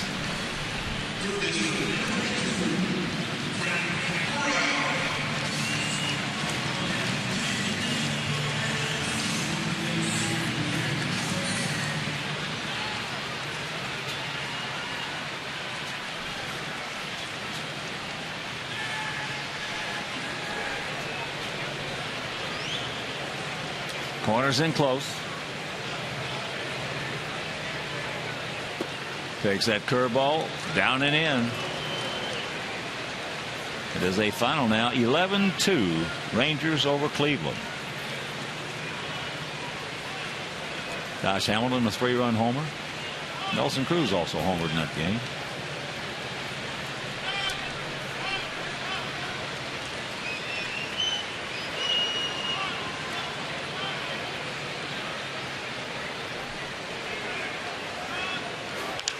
Another shot into left field for a base hit. So Adam will have to pull up at third. So that'll load him up again with nobody out. Second time we've done that. Did it back in the first inning and only picked up 1. Some of the time Worth could actually go into his dive. That ball just shot by him. Merrill's been up 3 times. He's hit 3 bullets. This a low fastball. Dives it right by Danny Worth.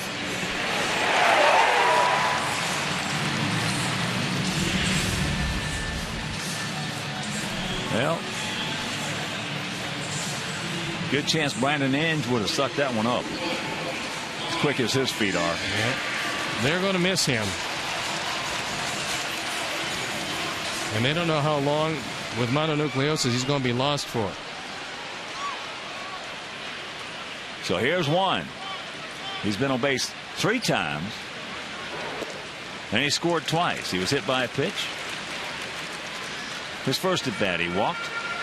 His second and third at bats.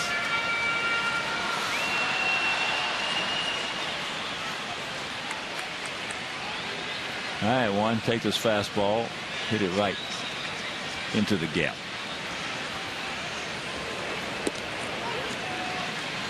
Takes it for a strike.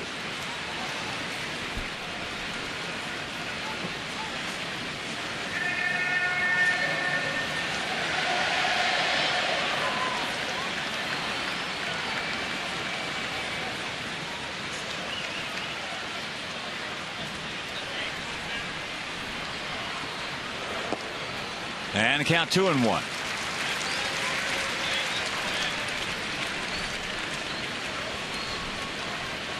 Tiger bullpen up again. The right-hander Gonzalez.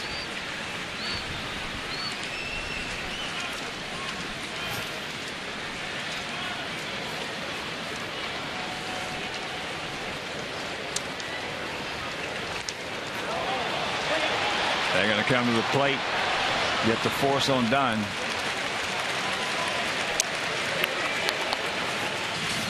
So that's out number 1.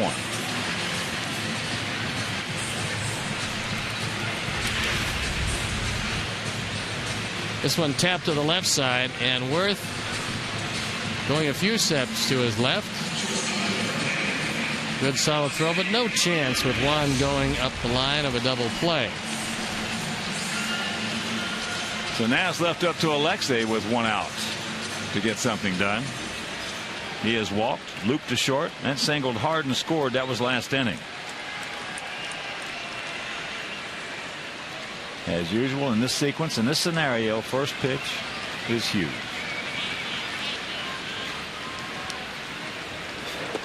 And advantage goes to Ramirez. Cabrera in close at first, well off the line. Worth halfway back at third.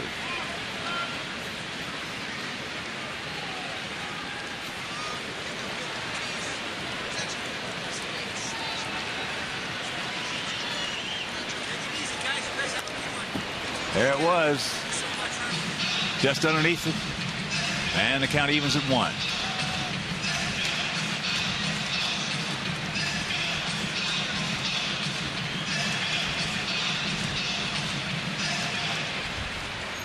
Like I say, hitting .299 as he stands up to that dish.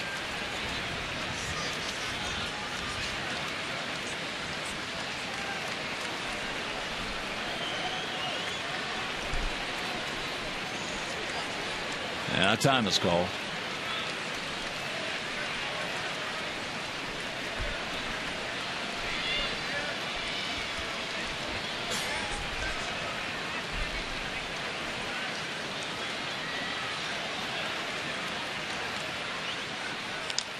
And this should be.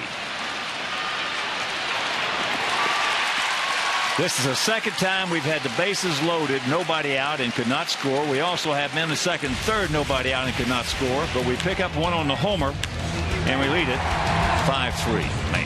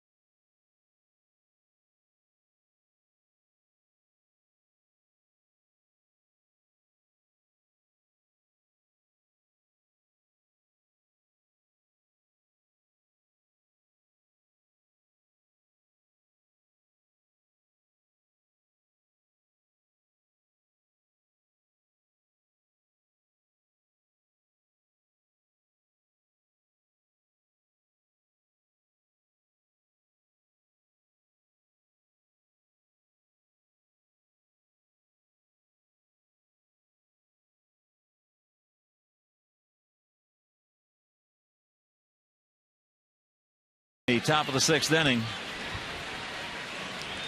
Martinez, Peralta, Rayburn will face Mark Burley.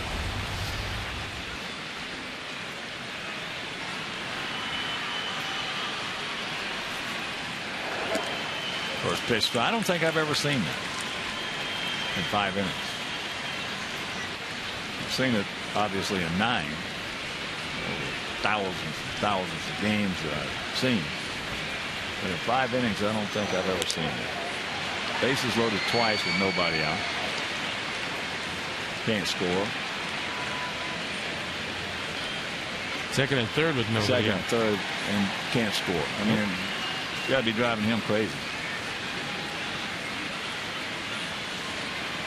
Well, that's why this becomes a big out ahead of Peralta, who swung the bat well into at bat. 1-2 the count. Because by rights, what should be probably a 6 or 7 run lead at this point, is only a 2-run lead.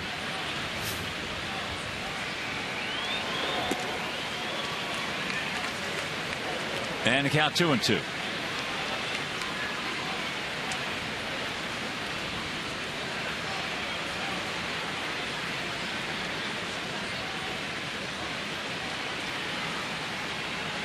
Outfield straight up, spread out. That's trouble.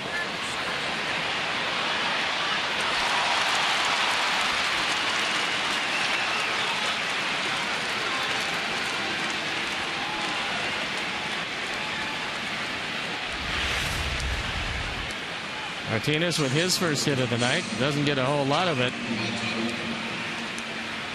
Drops it in front of Alex. Looks like he was looking at Juan Pierre. He was. And slowed down. Instead of just coming, yelling for it and taking it. So here's Peralta. He is 2 for 2. Pops this one up. And that's out number one.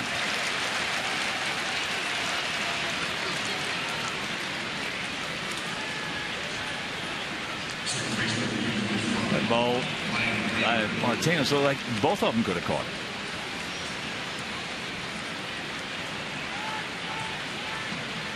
So here's Rayburn. He's hit into a 6-4-3 double play, and then back in the fourth inning with a couple of guys on, he hit a rocket right to Alex in center field. Thank goodness. I mean, right at him.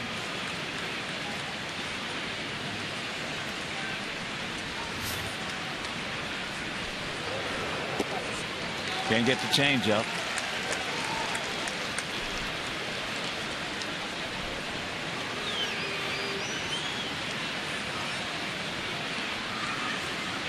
Atlanta came back to defeat the Mets 6-3 up at City Park. And the count evens at 1. Going to the ninth in Cincinnati, Reds lead the Dodgers 2-1.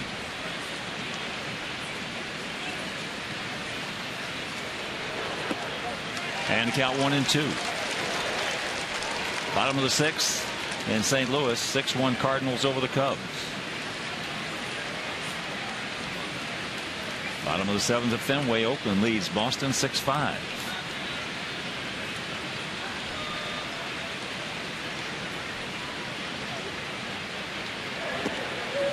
He gone. 2 down. Just got outguessed.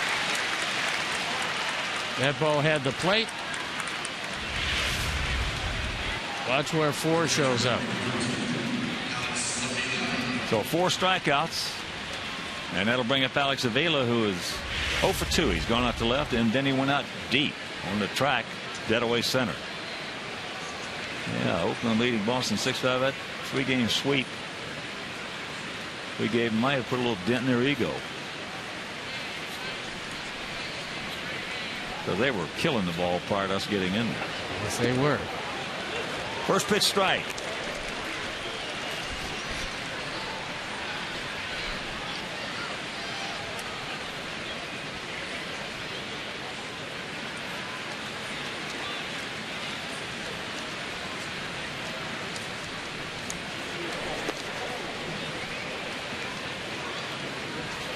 Yeah, we went in there. They had a 1-game lead. Now they are 2 back.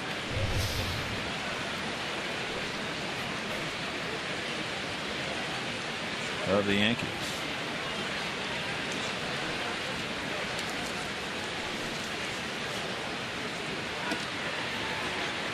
Two and one. Avila has shown us that he's got tremendous power to left center field. And as he's gotten a few more major league at-bats under his belt, he's become a lot more dangerous. He is a dangerous guy right now. In fact, he looked good against us last year when he hit .228 on the season, 7 homers and drove in 31. Low throw and they get him. Martinez started to take a nap at first base.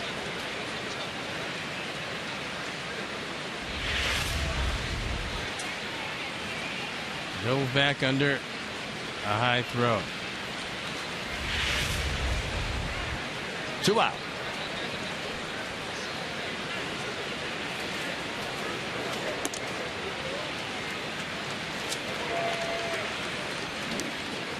Three and 1 to count. Danny Worth in the on-deck circle.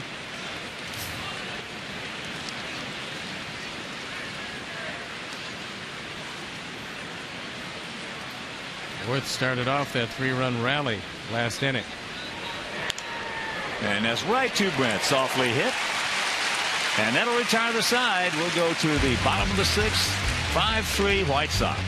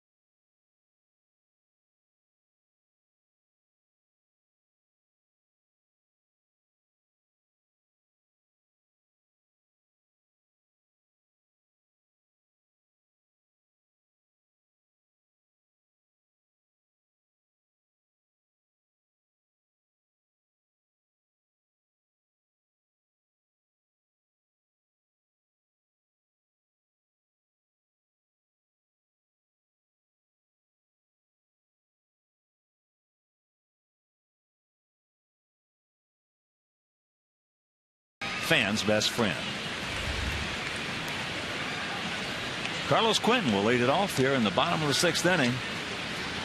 Just tuning in, Sox with a gift run in the first. Added 3 more in the 4th.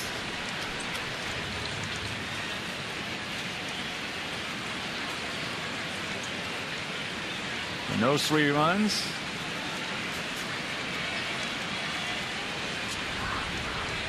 coming off the bat of Carlos Quentin.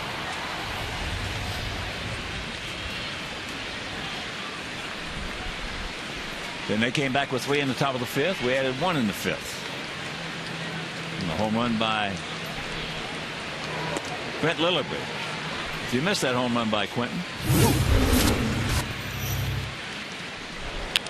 Carlos got one on the outside part of the plate and took it into the bullpen. It's okay if you to hook it when you get one on the outside part of the plate that's coming to you. You get one on the outside part of the plate that's going away and you try to hook it. That doesn't work too well. No, that's the ground ball to the left side. Extra base hits. Carlos Quentin leads the parade with Curtis Granderson second.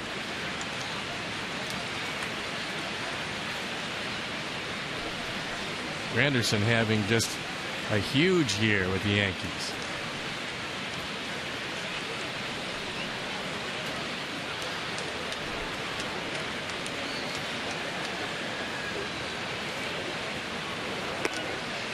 That's high and wide.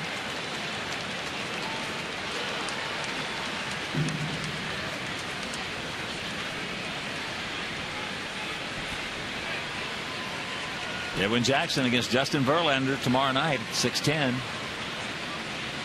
Make your plans to be with us here at beautiful US Cellular Field. Good night. Check it up. And the count 2-2. And that will be fireworks tomorrow night as well.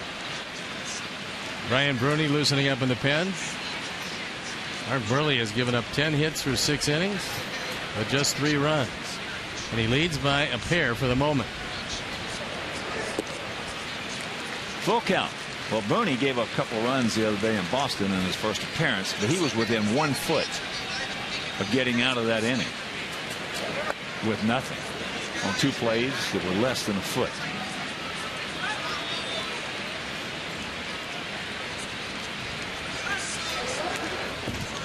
Well, we got one there. Yeah, get me over. It was up and out over the plate, and Carlos's eyes lit up.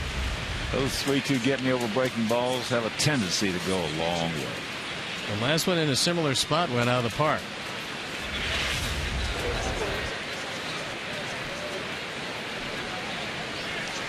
All 4 base hit. There's the leadoff walk. 3rd time Quentin has walked tonight. 2nd walk issued by Furbush.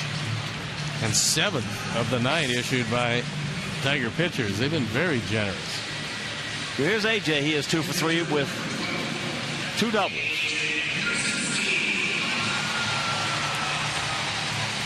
Back in the 3rd after Quentin walked, he doubled.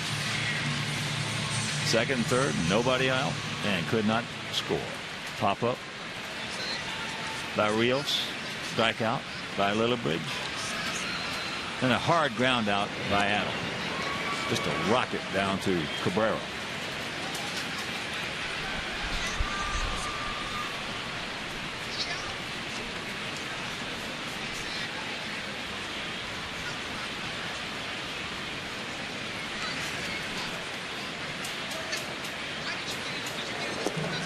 Takes ball 1.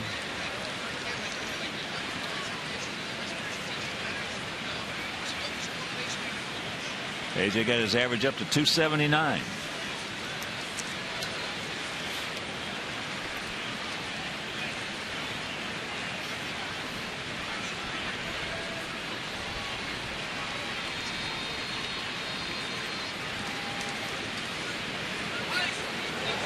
Breaking ball. Took a little something off and grabs the strike. Tiger bullpen, it looks like Enrique Gonzalez again, as well as Percy the left-hander. David Percy.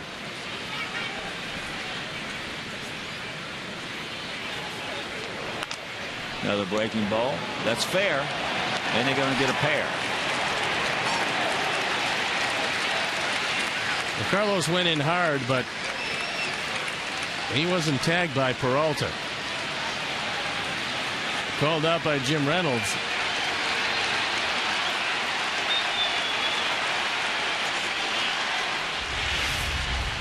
We'll take another look at it.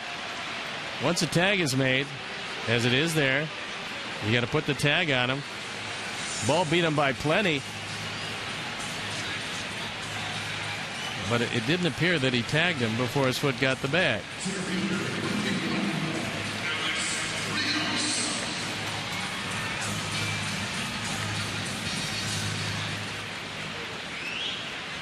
Well, there he's out because he never got to the bag.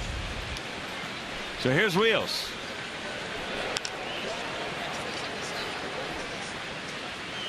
He is 0 for 3.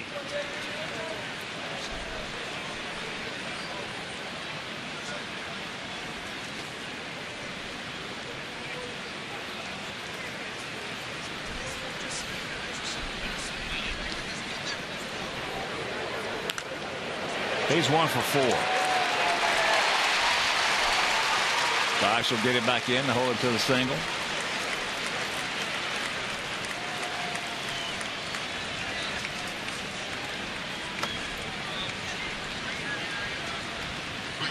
So here's Littlebridge, 1 for 3, cranked out his 7th homer. This guy's got to play, I'll tell you. I mean, he just, well, outside of Canerco and Ramirez, he has been the best player on our club since they've been playing. When you get careless with a fastball to him, he hits it hard and he hits it a long way.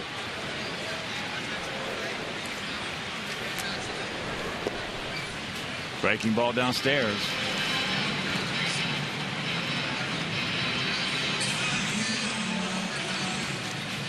Littlebridge, in 68 at bats, has 7 home runs,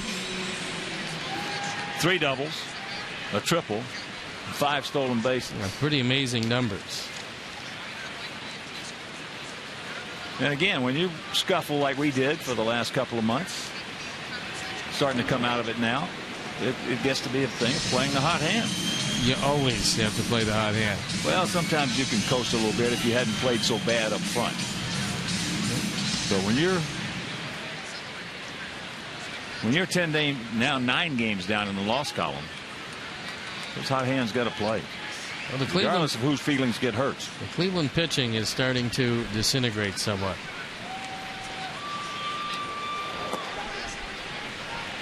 And the count 2-0.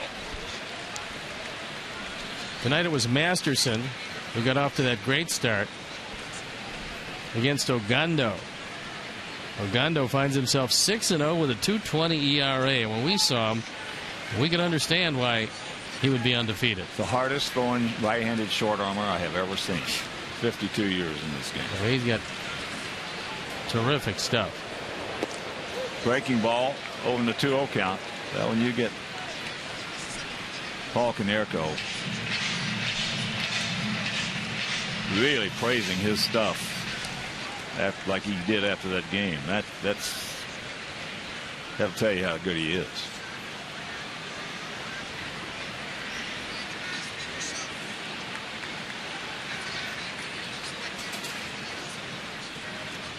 Two out to 2-1. Another breaking ball, the curve for a strike.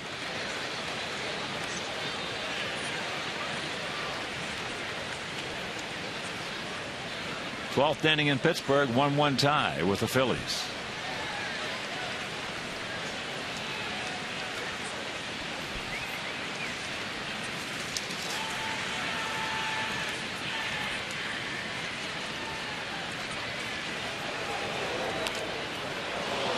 Off his leg. That a slider inside, and he smoked himself.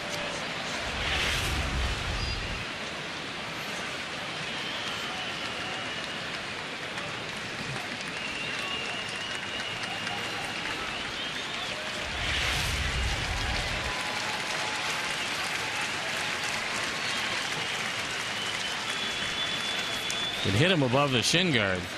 Looks like it got him right off the knee.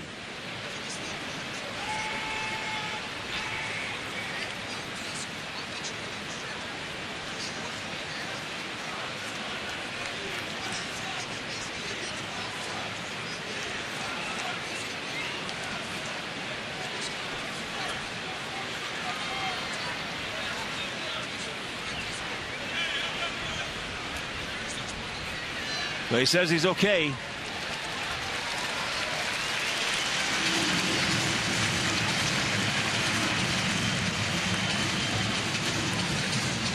And we'll go again with 2 out and the 2-2 count.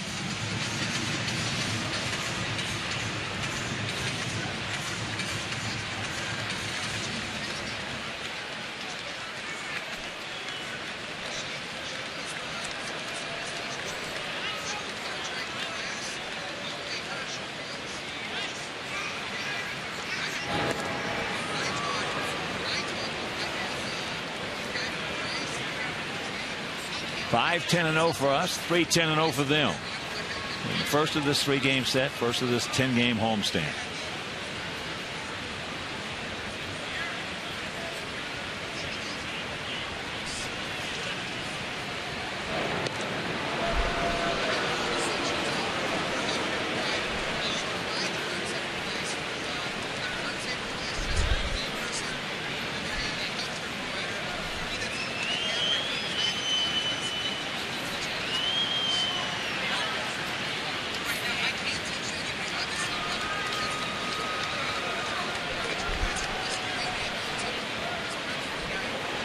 Tries another curveball. And the count goes full.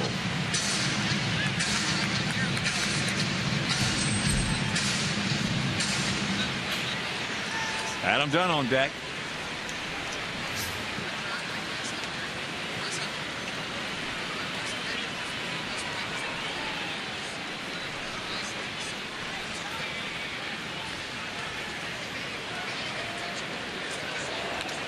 Just got a piece of it. He got his fastball and fouled it straight back.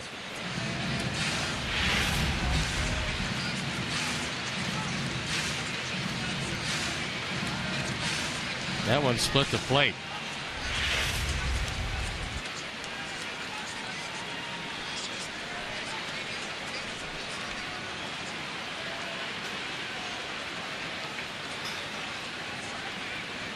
And once again, the payoff. Nope. Boston now calling on Bobby Jenks as they've taken the lead over Oakland. Bobby came in for that 1 inning against us, if you missed it, the other day. And fortunate to get out of that one. There was, every time we swung a bat, it was a rope hit someplace. Yep. Lillibridge hit one 2 inches from going out of there off of him. The top of the Green Monster. Well, Brent hit 2 high off the wall and then finally hit one over the wall. So he had a terrific Boston. Yeah, that one that hit the top of the wall, that's about as close as you can get. And then the next one hit about 1.5 feet from the top. And then the next one cleared it and went over everything a long way. Well, in this ballpark, or most ballparks, he would have had 3 home runs in Boston. But where the Green Monster does give you a little bit, it takes away a lot. Breaking ball, get me over. 23,095 on a beautiful evening here on Friday night with fireworks.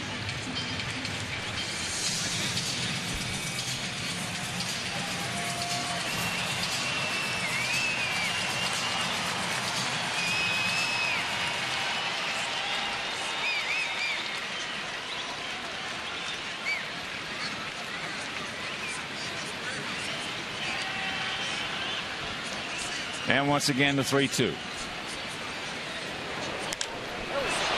That ball hit high into center field. It's can of corn. Austin Jackson is there, makes the catch, and that'll retire the side. Nothing across. We're into the 7th, leading by 2.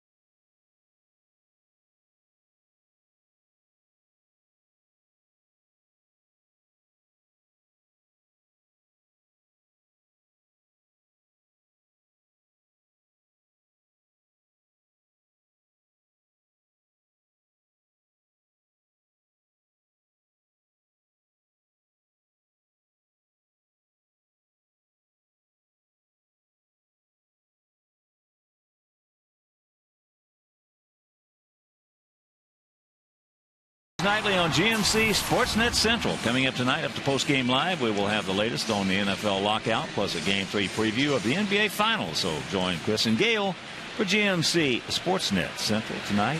After Postgame Live, only on Comcast Sportsnet, fans' best friend. It's Brian Bruni that comes into the game.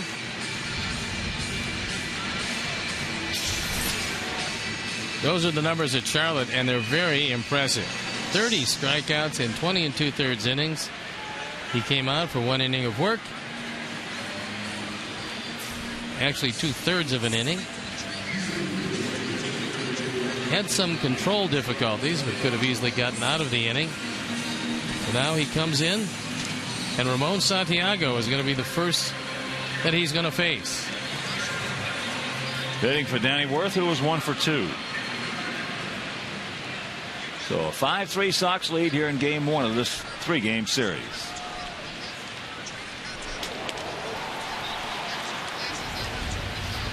The biggest mistake that Brian made the other day in Boston was walking the guy. Outside of that, as I said, 2 plays that could have been made, weren't made, by a total of about a foot. There's a strike.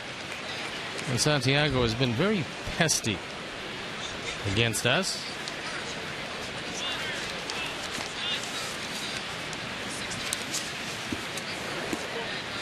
And that's just off the corner.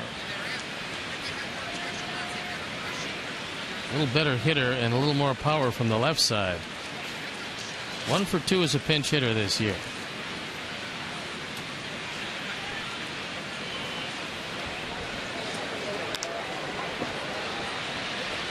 So the count evens at 2.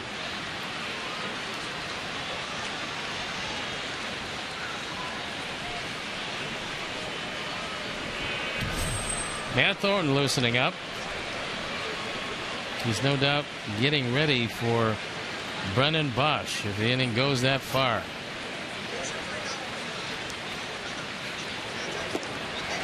He gone.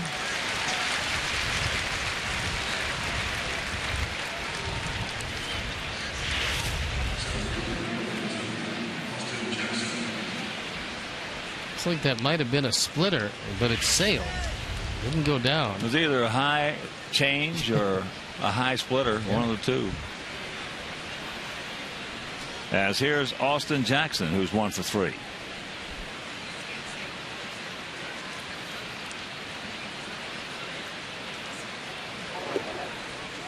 Whatever it was, if he could bottle it, he'd be okay. Very effective, because the hitter thinking it might go down all of a sudden sees it slide across the other way. Look at the play. Yes, another terrific play by Brent Morrell. Mercy.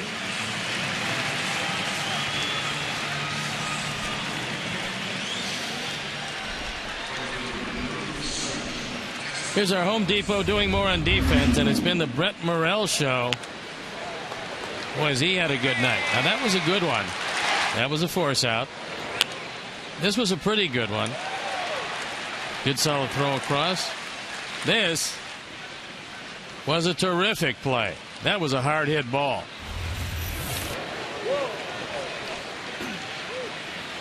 As Wells, he's 1 for 3, a 3-run homer. Got a low changeup for Mark back in the 5th inning and just hit a bullet out of here. What a big difference. Stopping that ball, keeping Jackson off base. As most likely Bosch would have come to bat this inning.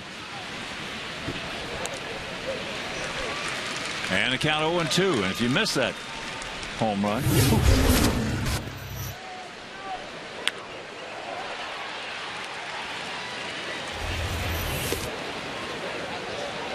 One and 2 the count.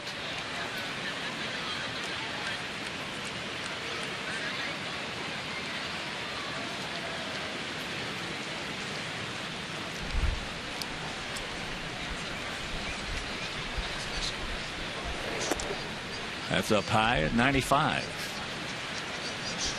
Try to heat him upstairs out of the strike zone.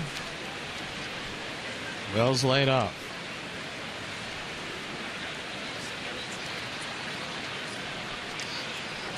Again.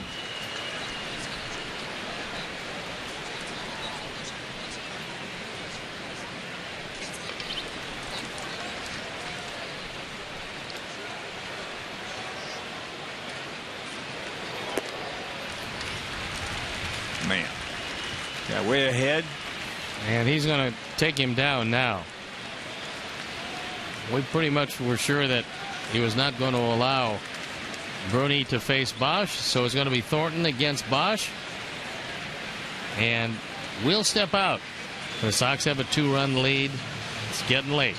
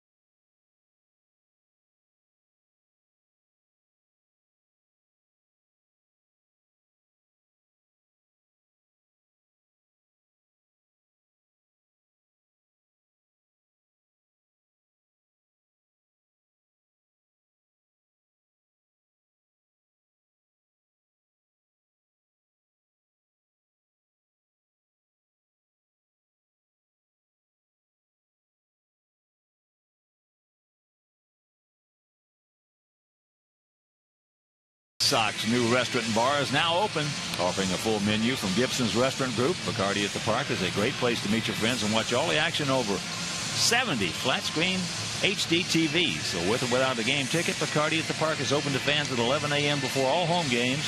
So stop by, located in 85 Plaza north of 35th Street, right here at U.S. Cellular Field. Verizon call to the pen is Matt Thornton. Matt has been throwing a whole lot better lately. He's 0-3, the ERA 5.60 on for the 21st time. He does have a couple of saves. But here he's asked to retire Brennan Bosch before he has to look at Miguel Cabrera, who's in the on-deck circle.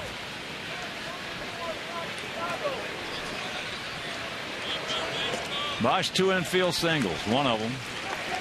Right off the end of the bat, a little squirber down the third base line. It was on the grass foul and came all the way back with the spin. No activity down in our bullpen.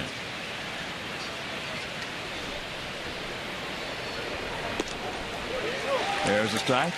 And the count 0-2.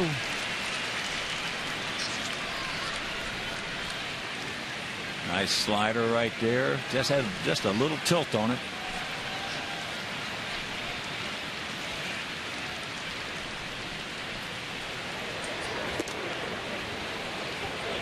That one at 95. And the count 1-2.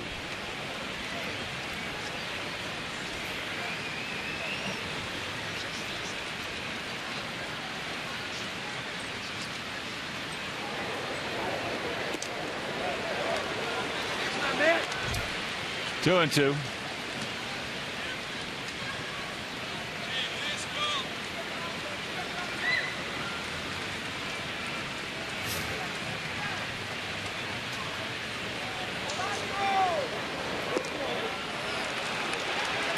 Well, it could be the biggest pitch of the ball game because there's no way in the world you want to face Cabrera as the go-ahead run.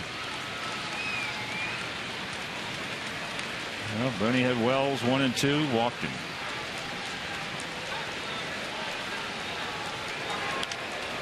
And that's out of play. Tried to get him with the slider, and he was able to battle and foul it off.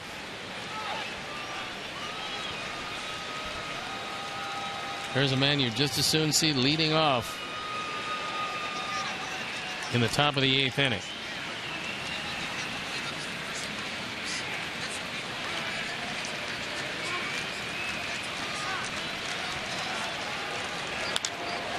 It's into center field, hit hard. Alex is there, makes the catch, and that'll retire the side. So a hang Whiffle off the bat of Brennan Bosch's bullet. 7th inning stretch, 5-3 White Sox.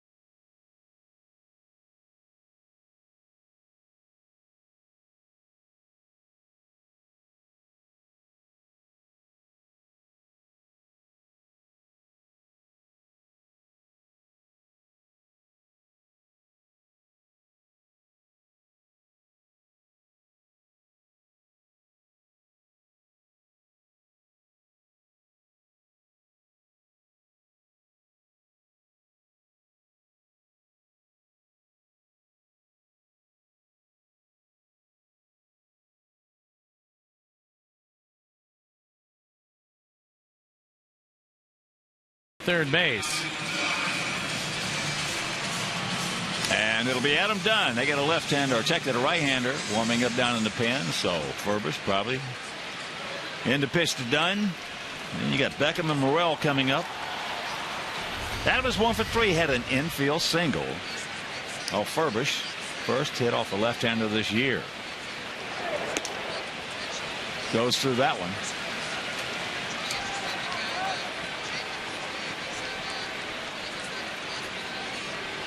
Toronto beats Baltimore 8-4 at Oriole Park. Atlanta came back to get the Mets 6-3 at City Park. Pittsburgh in 12 beats Philadelphia 2-1.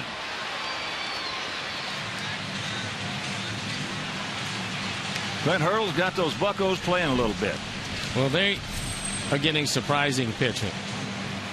Charlie Morton's having a big year for him. Their bullpen has been solid.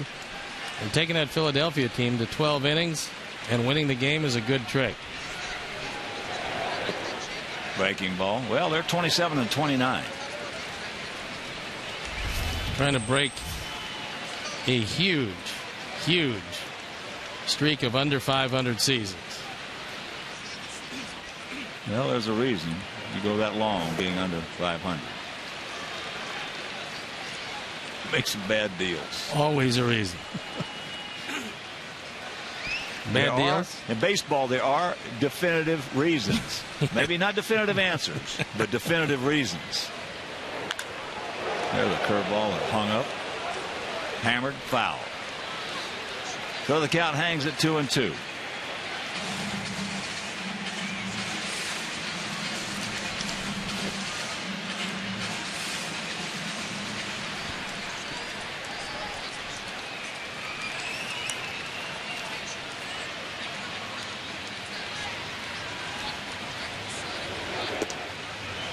Good eye, full count.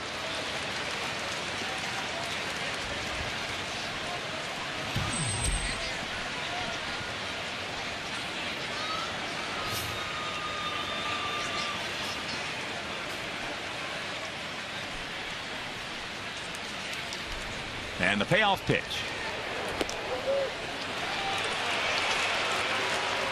That one had the whole plate.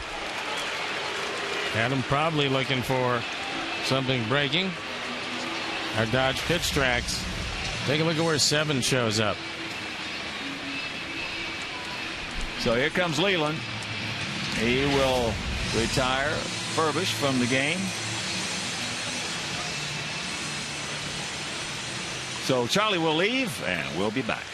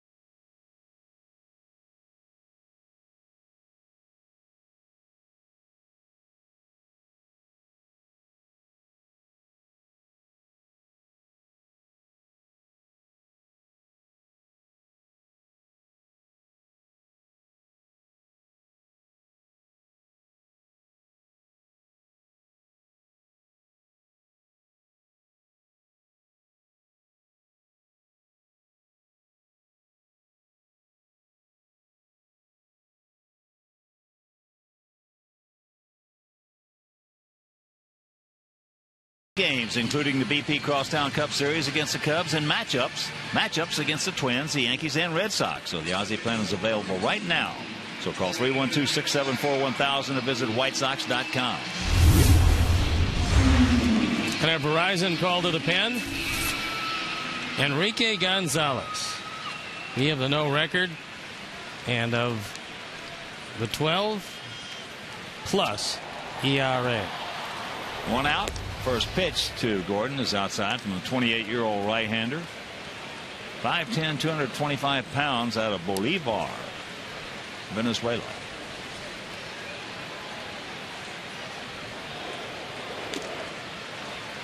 (21) to count. Started off his major league career with the D-backs back in '06. They went to San Diego, Boston, and now the Tigers.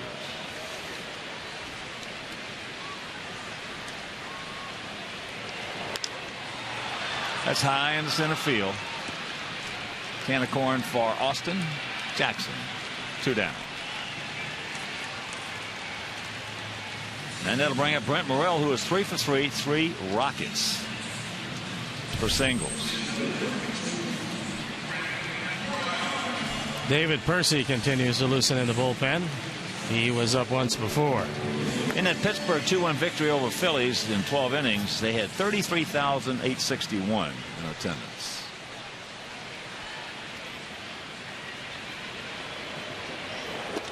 Takes the bunt, takes the ball. Pittsburghers starting to catch the fancy of the Pittsburgh fandom. Has been waiting for a reason to come out. It's a beautiful ballpark. One of the prettiest.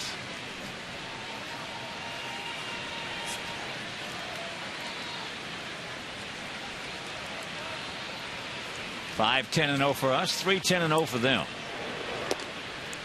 And the count goes to 2-1.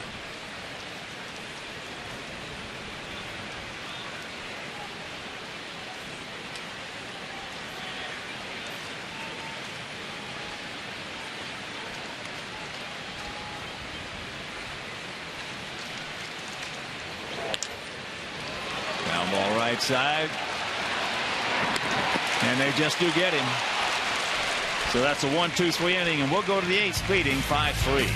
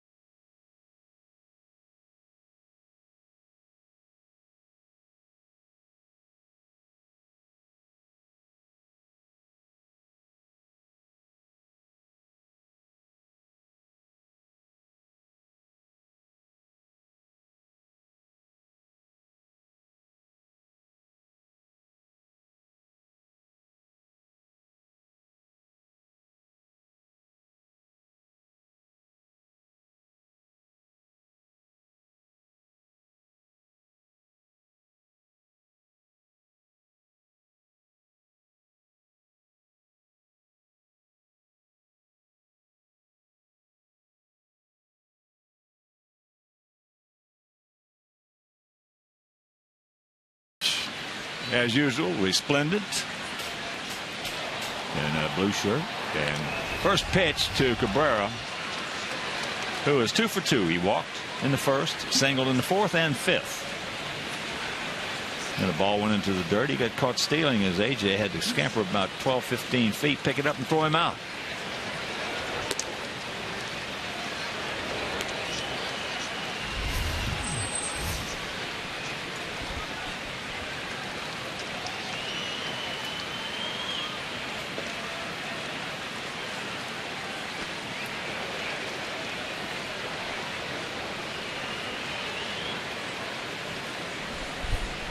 And the 2-1 pitch.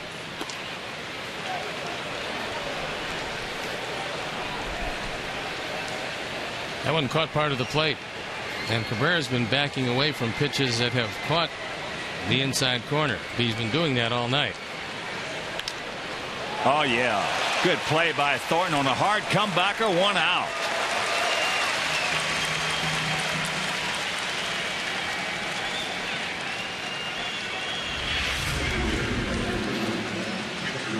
Cabrera takes it right back up the middle. Fortunately to the glove side of Matt Thornton. He's able to make the play. Yeah, that was hard enough. If it was on the other side, no chance. Nope. So here is Martinez, 1 for 3. A little soft single into left field. And he's got a hard single in the right field. That's why that play by Matt looms a whole lot larger.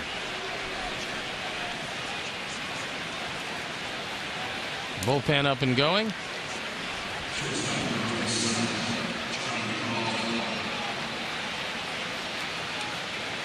So here's Peralta.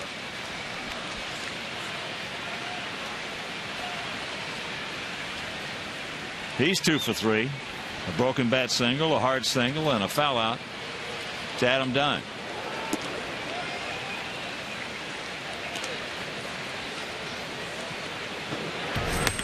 Sergio Santos loosening up in the pen.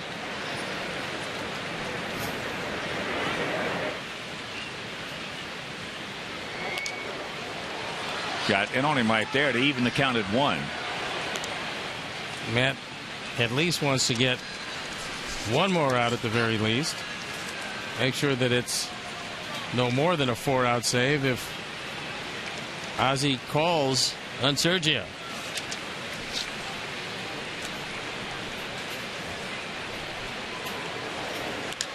Ball hit hard, and it's going to fall in there for a base hit as it sinks. So 2 hard singles, 3 hard balls hit off Matt here in the top of the 8th. And that'll bring up Ryan Rayburn. And a reminder, join us for Mullet Night and fireworks on June 24th. Sox versus the Washington Nationals at 7 p.m. Enjoy Mullet Night and postgame fireworks presented by Great Clips. So for tickets, 866 Sox Game or visit whitesox.com. 1 out, 2 on.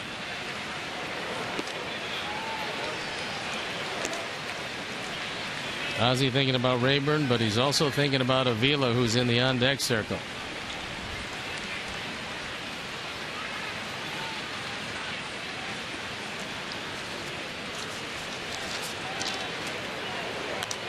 That's foul right back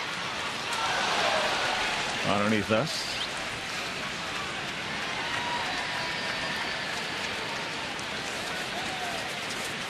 Ozzie shifting around his infield.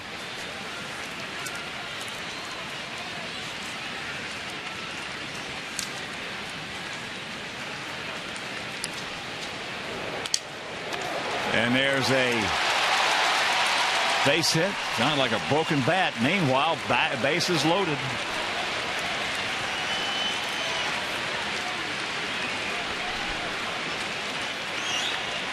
Well, Don Cooper has already told Ozzie that Sergio is ready. It is a broken bat. The bat shatters in his hands. But he gets enough to just get it by. And here comes Coop to talk with Thornton. Facing Avila.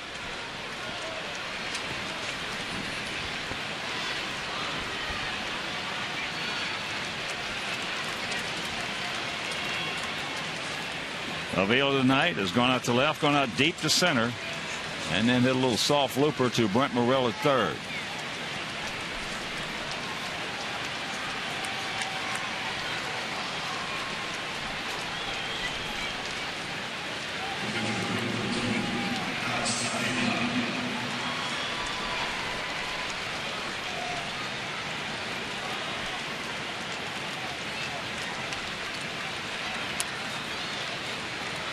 Sacks packed with Tigers here in the top of the 8th.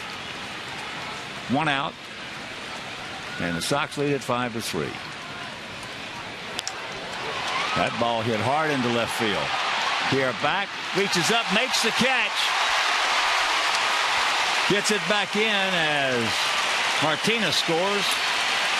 Beautiful play by Juan Pierre. Boy, that was a rocket. That gets over his head. It's at least a tie game, maybe more. As Juan Pierre going all the way back to the wall, drifting with this ball, makes the catch. Keeps it a 1-run game, but now Ozzie has seen enough with Matt Thornton. He's going to Sergio Santos for a 4-out save. All right, so Matt Thornton will depart, and we'll be back.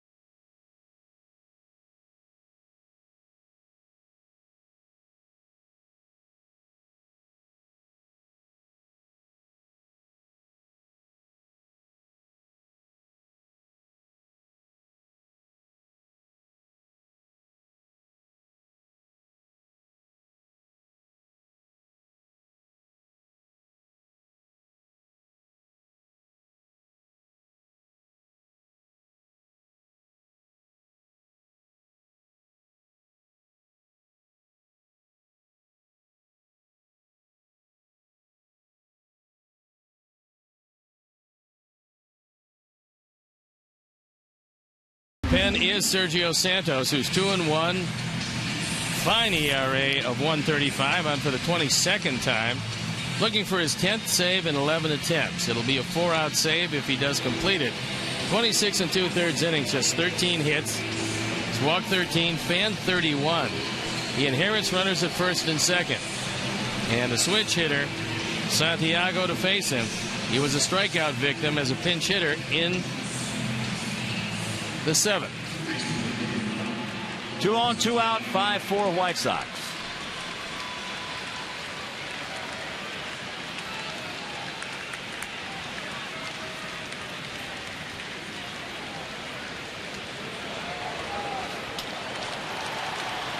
Peralta at second, Rayburn at first.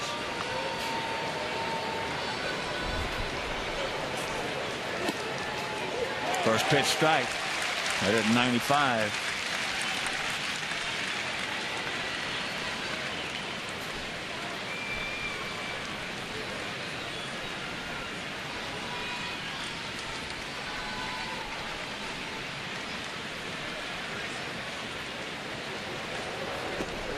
Change up.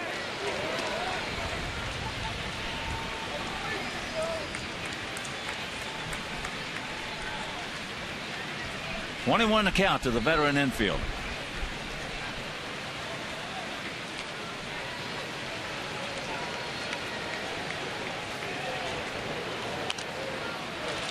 Another change up. Got away with that one up out over the plate.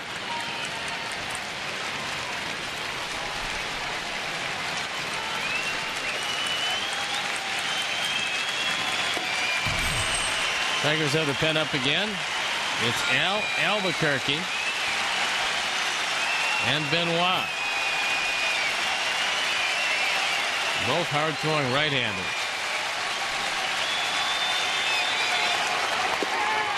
He gone. Slider. What a play by Juan Pierre. It may have saved the game. Sox lead at 5-4.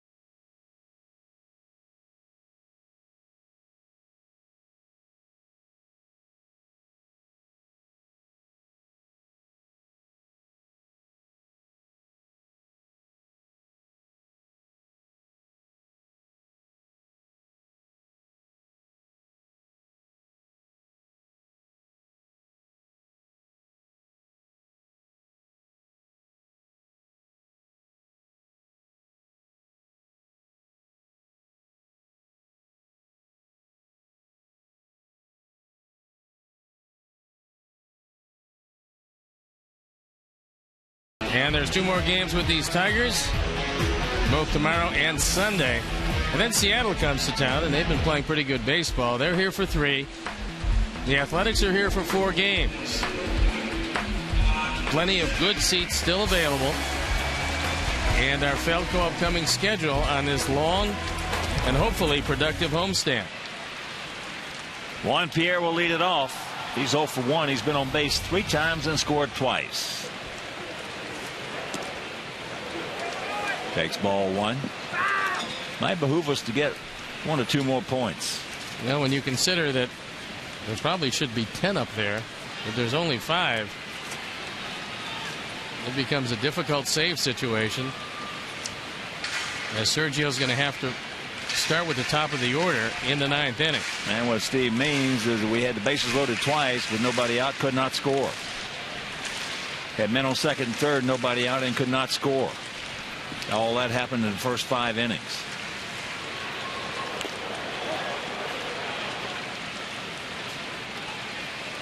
Juan has really had a lot of problems this year with his bunting game. He's been able to sacrifice. He has a lot of those, but he's been bunting for a hit. That's caused him a lot of difficulties. He has 9 sacrifices. But the bunt for the base hit has eluded him. That ball hit deep. Way back. Wells at the ball. Looks up. You can put it on the board. Yes. Who wants to bunt? Juan Pierre. His first homer, and it's a 6-4 Sox lead. Mercy. Juan has a big smile on his face. He got every bit of that one. A Ford home run replay. And it looked like a little cutter or a slider. Wells goes back, looks up. Oh, the park will never hold Juan Pierre. Alexei can't get it. He's 1 for 3. Had a single and a run scored back in the 4th inning. Last home run back on August 3rd of last year.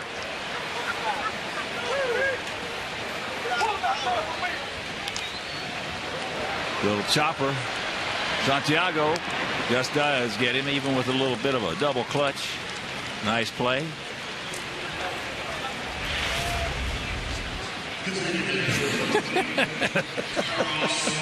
He doesn't get many of those home run trots. Might as well take advantage of it.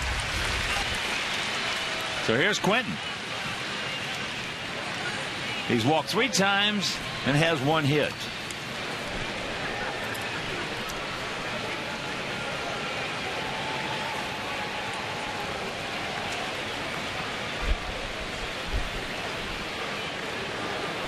And that 1 hit was this back in the 4th inning with 2 on.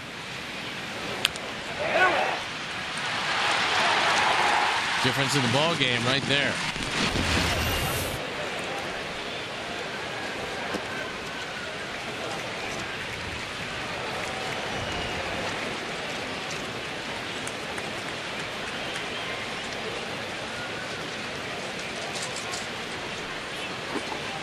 That is Juan's 15th Major League home run.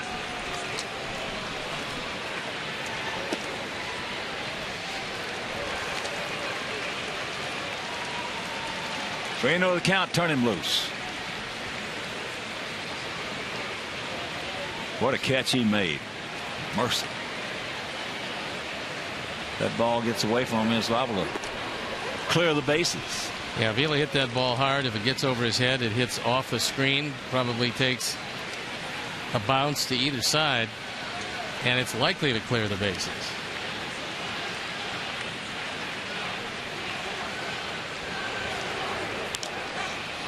And that's popped up. Gonzalez makes the call.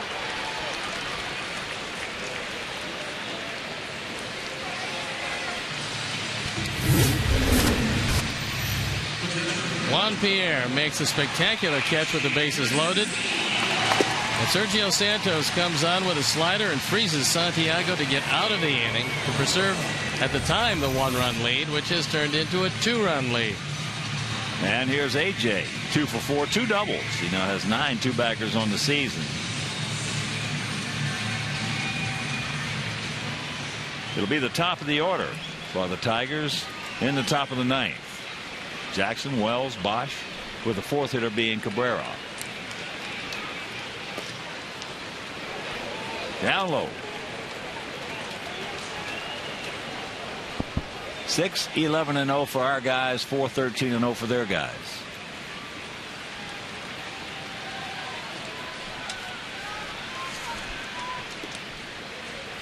One and one to count.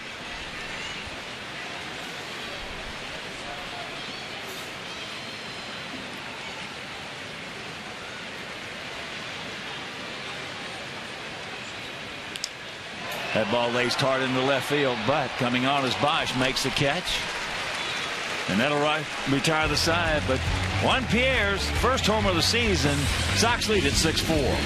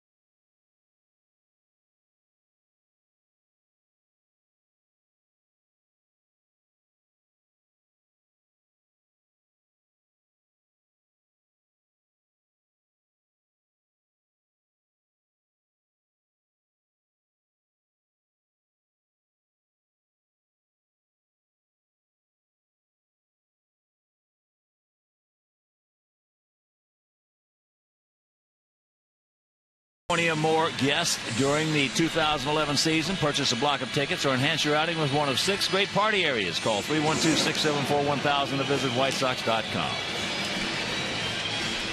Here we go. Top of the 9th inning. 6-4, good guys. Austin Jackson to lead it off.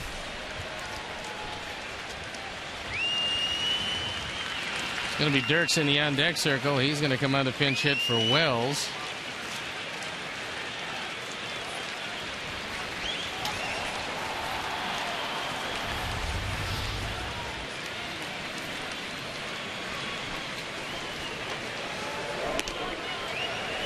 Ball 1.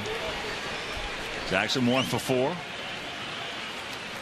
And he was robbed of a base hit on a beautiful play by Brent Morrell.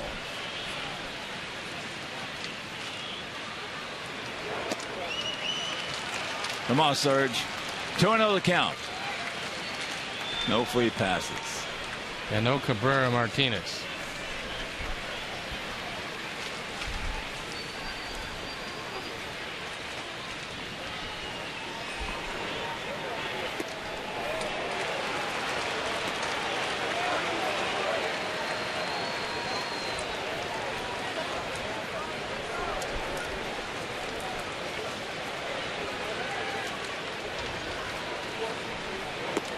There's 1.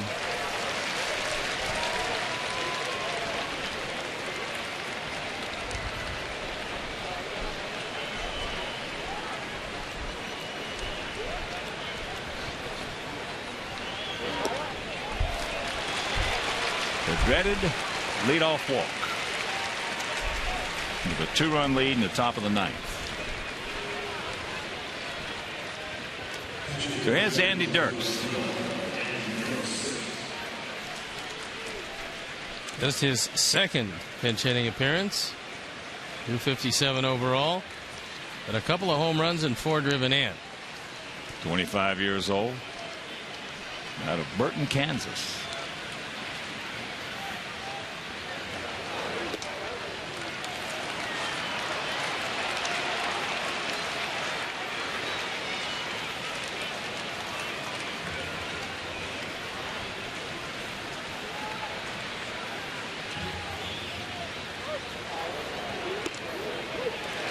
And there's a strike to even the count at 1.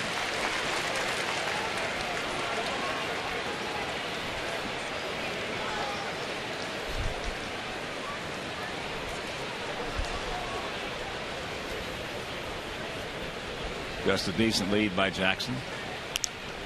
And that's popped up left side. Alexei is there, makes a catch and a big out. The first out.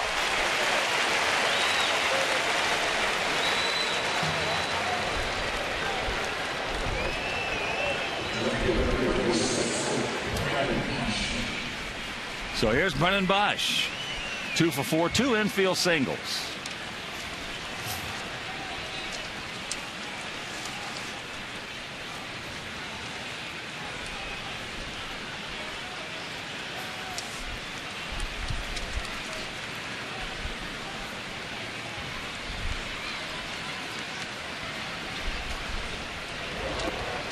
Starts him off with a changeup.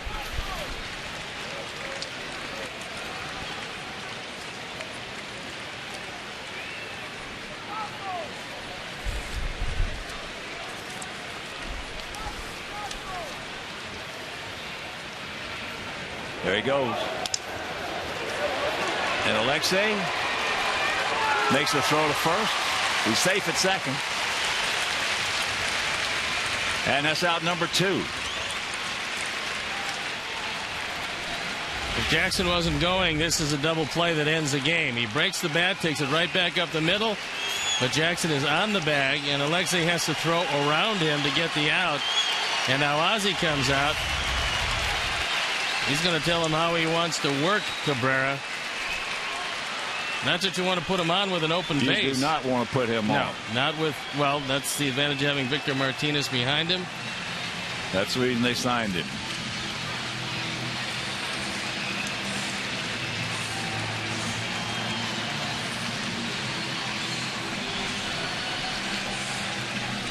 Victor Martinez might be the best protection that Cabrera has had since he's been in a Tiger uniform, and maybe the best, even though Mag's hit behind him some, but since he's been in the major leagues. Well, Victor also gives you a switch hitter, and that's a huge advantage. He's a protection. That's why he's the best protection he's had. That's low and away.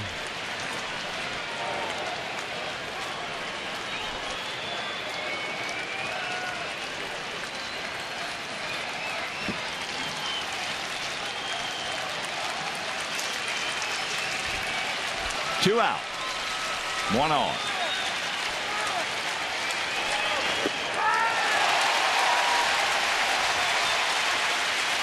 You could very likely have said just stay with the slider. This pitch well out of the zone, but it just disappears. And Cabrera really expanded that zone.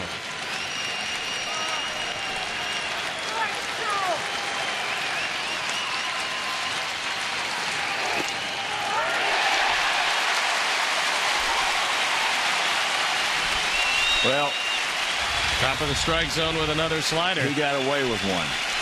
That was it was still digging. It wasn't a hanger, but it was a high one.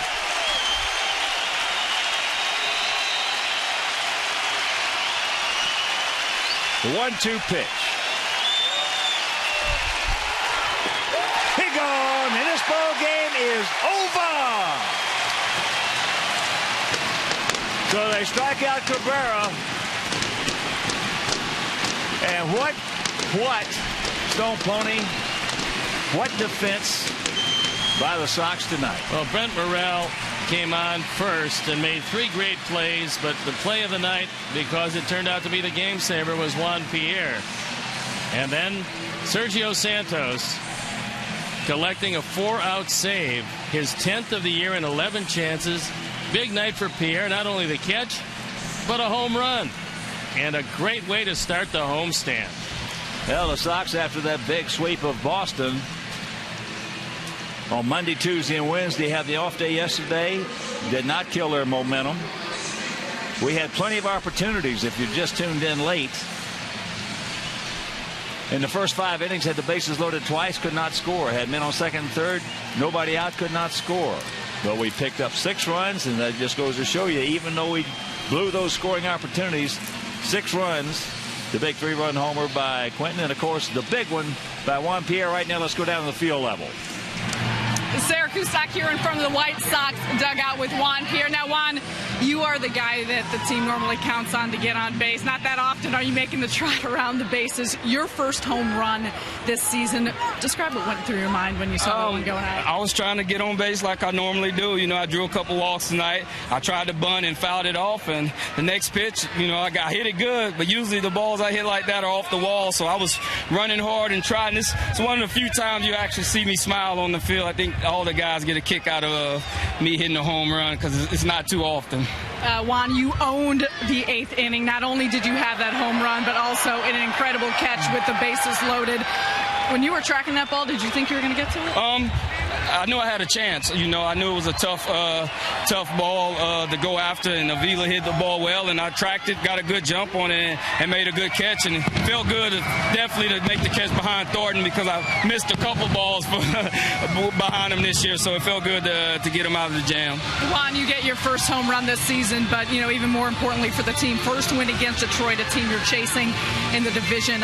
You break a 9-game losing streak against the Tigers. What can you build on? Definitely a big win. They had our number for the last 9 games, and to come out to start off this series with a big win like that, and hopefully we could catapult it in to tomorrow and hopefully win the series. But it's definitely, every time you get a win in the division, it's a big win. All right, thanks, Juan. Congrats. Thank you. All right, Hawk, back to you in fireworks tonight. All right, Sarah. And let's check out our GMC player of the game. It is our third baseman, Brent Morrell, who hit 3 rockets tonight with 3 base hits, 3 brilliant plays. Our GMC player of the game. So for my partner, Steve Stone, our director, Jim Angie, our producer, Mike Leary, our associate producer, Dave Ross, our technical manager, Mark Harper, the executive producer, Jim Corno Jr., for the mayor, Mean Joe Grube.